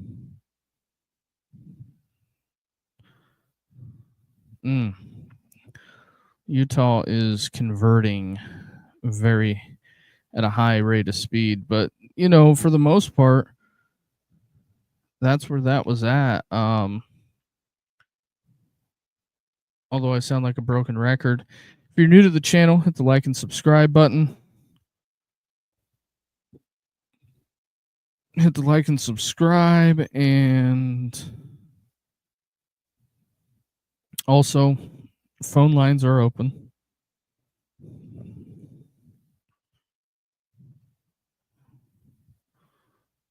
Oklahoma's still leading the way with giving up the least amount of points. LSU third.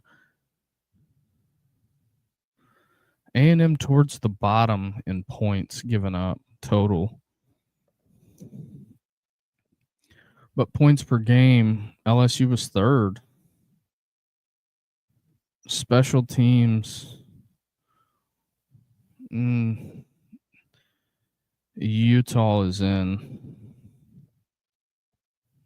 Utah is about to go up 33-0 in the first half.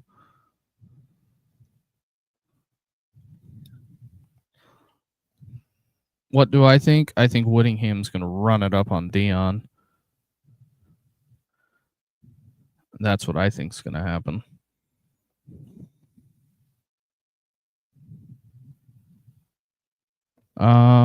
So yeah, that's pretty much the gist of it. I think that if you're LSU, are you going to have a serious conversation on Sunday? That's the next part of it. What conversations happen on Sunday? Because you go to Tuscaloosa, and I'm going to go out on a limb and say that game at Alabama for LSU is a must win. They're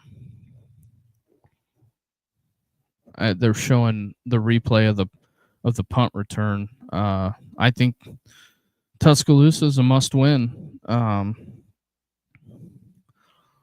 I don't think there's any way about it.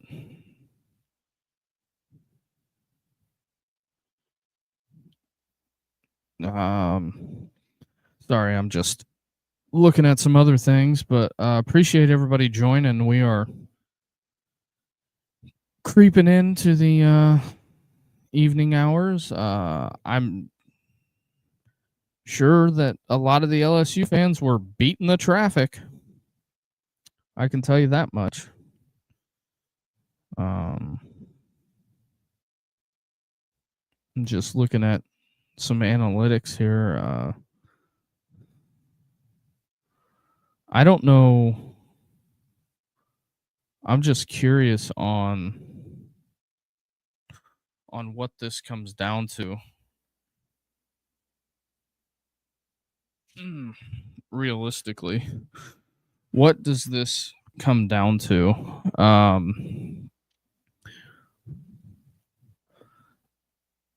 I guess we can look at some.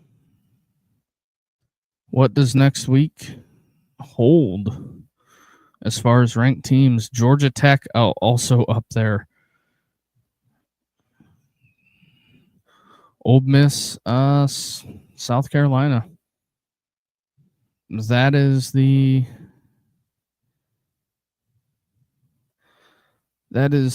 a determining factor. I think if you're LSU, going to Atlanta is off the table.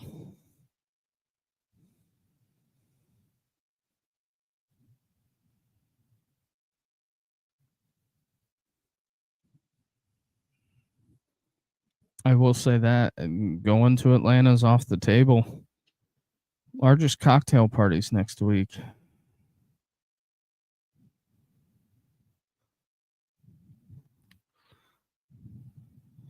What's going to be ABC's primetime game? Of course, they're sticking Ohio State, Penn State at noon. Vandy, Texas is going to be at noon. Indiana's 3:30. That is fascinating.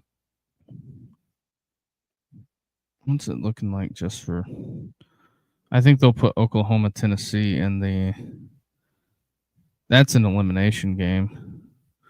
Auburn, Kentucky is on SEC Network.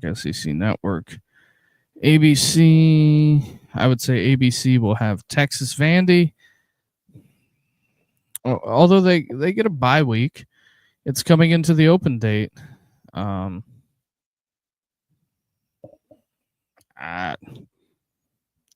I'm kind of at a loss, really. LSU put so much money. They went out and bought a defense. They were saying once they get a defense, it was going to be fixed. Well, was it fixed? They gave up 45 points tonight. I don't know. Where do you go from here? If you are Brian Kelly, do they make a change Sunday? I'm sure that the athletic director's phone is probably doing this right now. Zzz, zzz, zzz. I guarantee it is.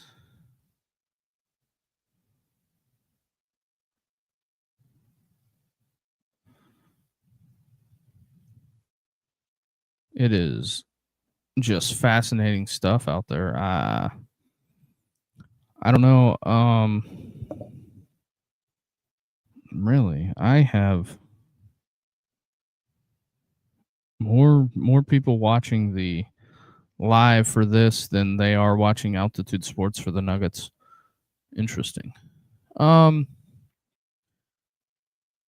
I would say the season's over. I don't. If you're LSU, the going to the playoffs, that's off the table. I think it's realistically off.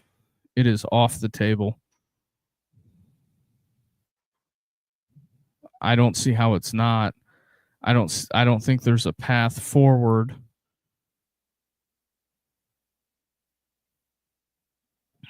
I would be interested for anybody to tell me how they make the playoffs. They're probably going to drop against Alabama. I would say they dropped that one against Alabama. A&M takes a week off, and then they got Missouri. LSU's not going to be ranked. Alabama, that puts you at 2-4 in the league and 5-4. What does Arkansas hold?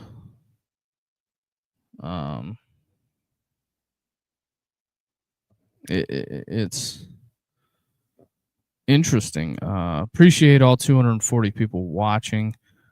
If you can do us a favor, the phone lines are open. If you're wondering, the phone line is open. Number to call 260-255-4069 is the number to call.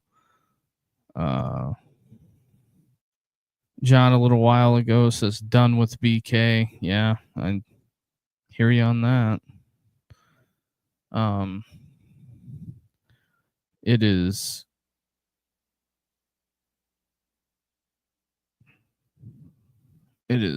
interesting, to say the least. Oh, wow. Colorado shank punt. Ooh, boy.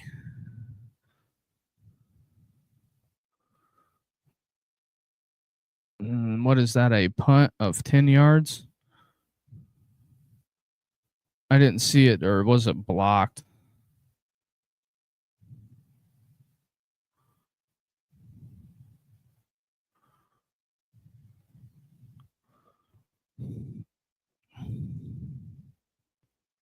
I guess we get no replay. Thanks a lot, ESPN. I'm assuming you guys want to get this. They want to get this over as fast as possible. So about 2 minutes before it goes to halftime there. Although I've been a little inconsistent this week, or the last 2 weeks, on what we're streaming.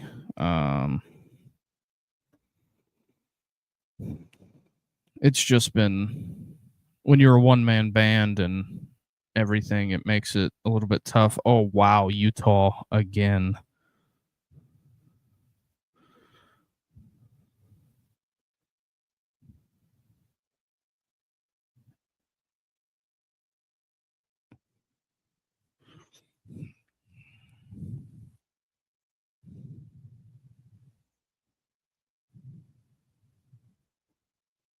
Mm. Wow, that is fascinating on how that happens. I appreciate all 247 of you watching. Um, Also, number to call 260-255-4069 is the number to call. But delay of game Utah, fascinating how that transpired. Um,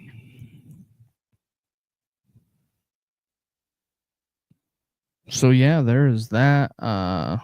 Indiana rolls today 56-6 over UCLA. UCLA coming across the country runs into a buzzsaw.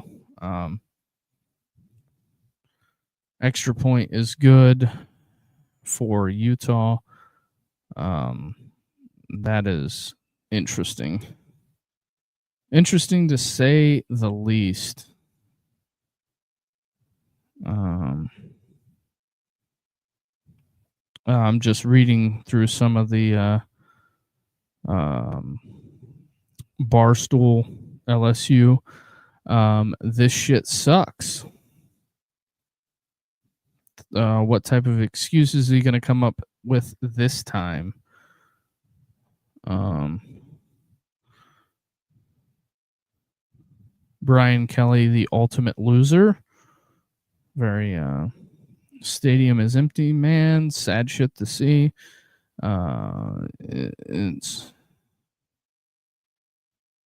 LSU fans also on Twitter reading. Just reading some of the stuff that they're posting. Also, phone line is open. 260-255-4069 is the number to call. I'm going to leave it open until halftime, but I think that if you're LSU, the season's over. It is. 3 losses, and then you have a bye. You go to Tuscaloosa. What what do you expect's going to happen? You give up 45 or what is it? You give up 49 points after spending relatively almost millions of dollars on a defense. The offense was supposed to be the best. It was supposed to all come together with Nussmeier, and it obviously didn't. I would say nobody in the locker room, nobody that is uh, associated with the program is happy about this. I don't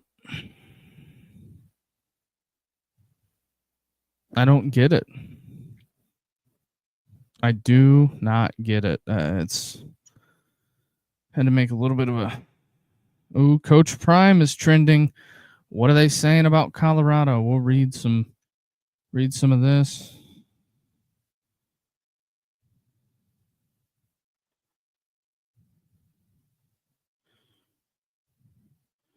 So when Warren Sapp kicks over the pylons,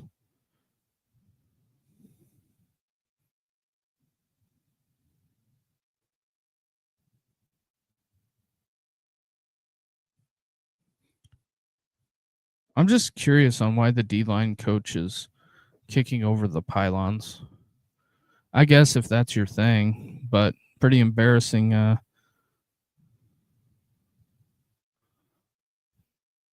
that your head coach is over there cleaning up your stuff.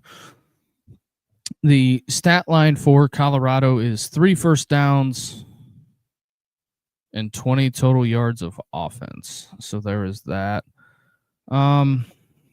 I don't know what else. there is to say,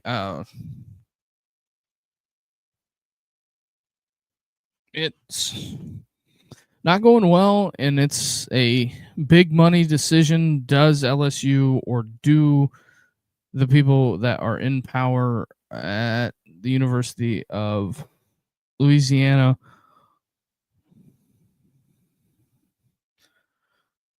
want to make a $40 million decision on this? Just curious. I don't know where the bottom falls out. Can they raise the money to get him out?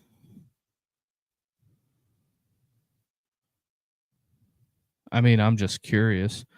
I don't know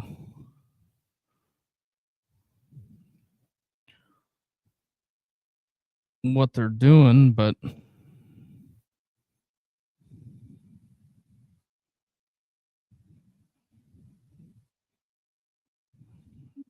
just reading some replies.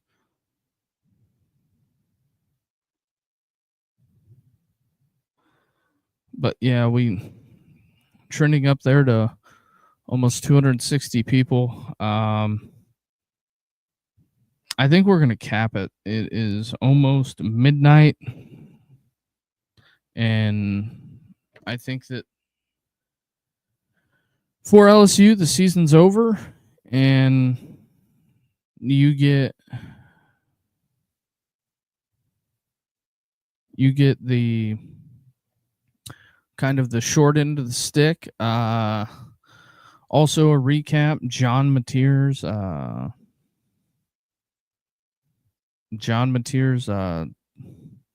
I would say Heisman hope is up in smoke.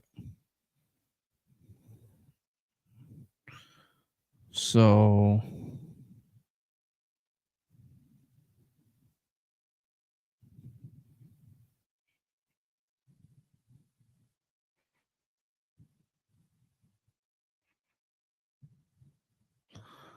oh boy, as the plot thickens,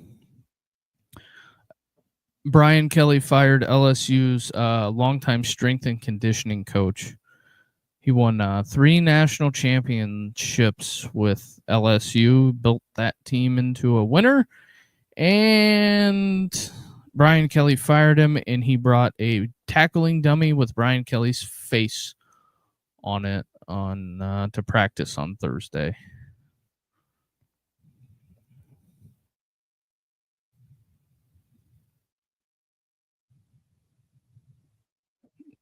That is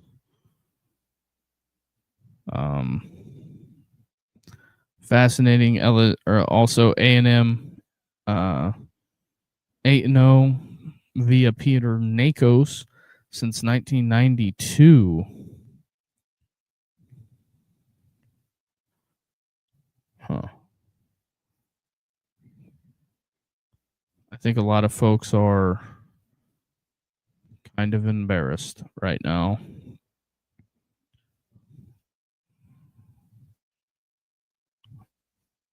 Appreciate all 260 of you. For some reason, they are showing College of Charleston highlights on this. I don't get it.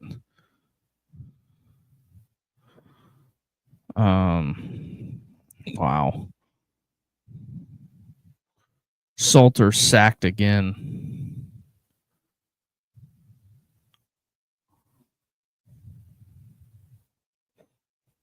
Oh boy, we are closing in. It is pretty much a new day. What are we gonna get whenever on this? LSU season is over. That's that.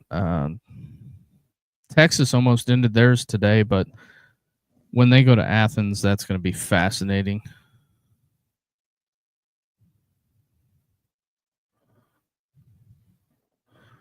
So, minute 41.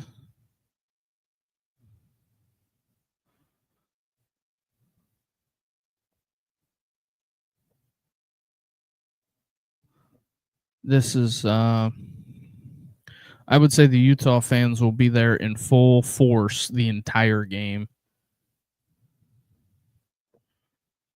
Utah currently up 40-0 on Colorado. So yeah, I think we're gonna.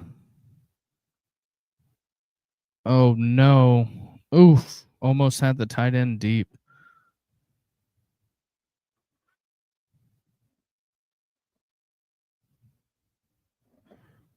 What's the flag? Yeah, I guess we're gonna go ahead and.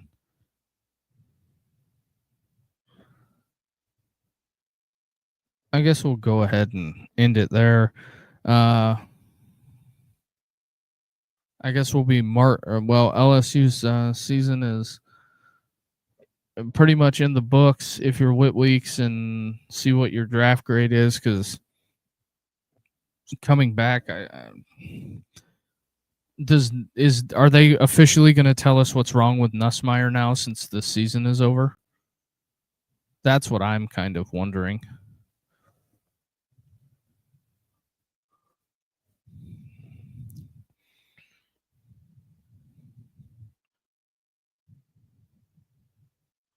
That is basically what I was looking for. I don't know. It's very interesting. Mike Elko's press conference. 4 straight 40-point road game as well.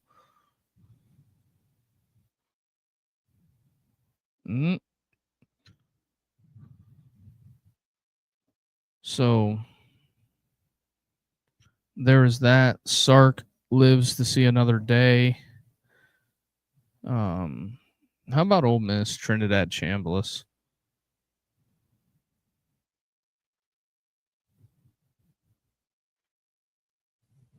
Vanderbilt. You mean to tell me Vanderbilt is going to make the 12-team college football playoff before? Huh. That's interesting. Vanderbilt's going to make it before LSU and Florida. I guess that is rev share, but yeah,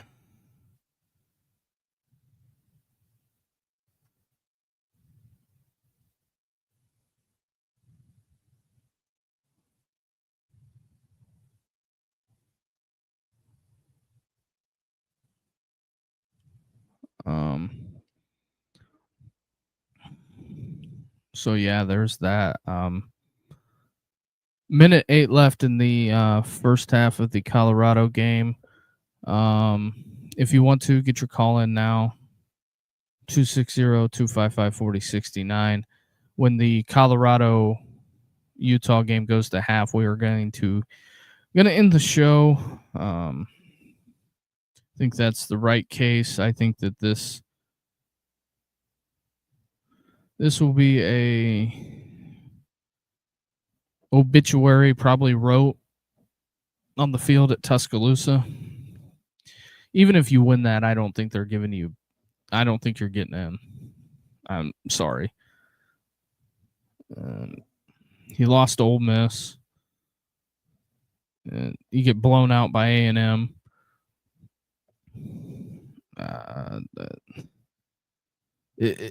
And A&M had never won there. And then you also lose to Vanderbilt. I think you might have lost to 3 playoff teams, maybe 4 playoff teams.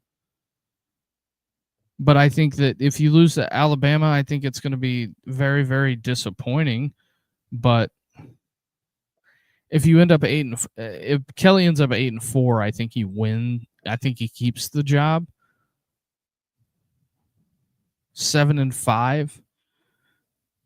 But I think Oklahoma is winnable. I think Arkansas should be winnable. But if you go to Tuscaloosa and get your doors blown off, kind of like what you did tonight. Because I'm sure Kane Womack is licking his chops, his unit. Alabama had a tough road game. Salter sacked Crunchola. It is 40-0 in the first half. Utah's not going to let this one go because I wouldn't be shocked if Kyle Whittingham puts 60 on him. And then you're going to hear the Utah is Bush League, blah, blah, blah, blah, blah.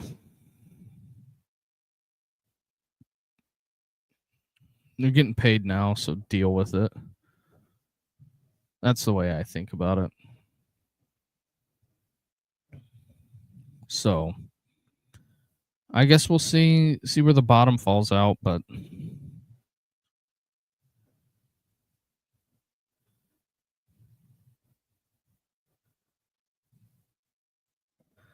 there's that. I got press conferences to watch. We'll see. I'm very interested and intrigued on how this week is going to go for Brian Kelly. I bet there's chatter on Sunday. I guarantee you there's chatter on Sunday. There'll be a report. Somebody like Ari Wasserman or Andy Staples will put something out. And a blocked punt. Oh, Lord.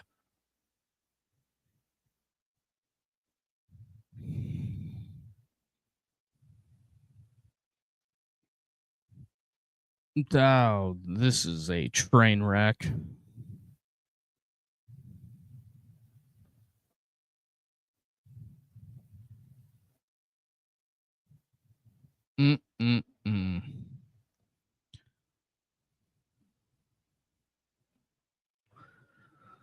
Oh boy, he comes untouched in just a free run.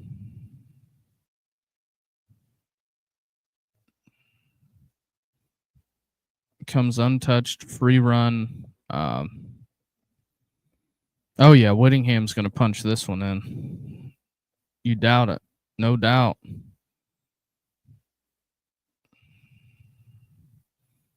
Utah doesn't have any timeouts either. Can you run 3 plays in 34 seconds?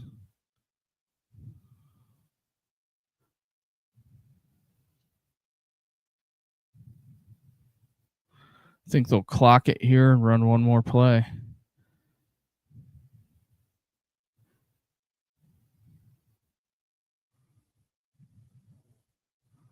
Nope, they're not going to run one more play. They are going to kick the field goal. After the completion of the field goal, we are going to bounce Ola 4 hours, 22 minutes almost coming up on the stream. All 263 of you, even though nobody wants to call, I understand it's late. And I'm sure some people's wives are, you're still talking about football?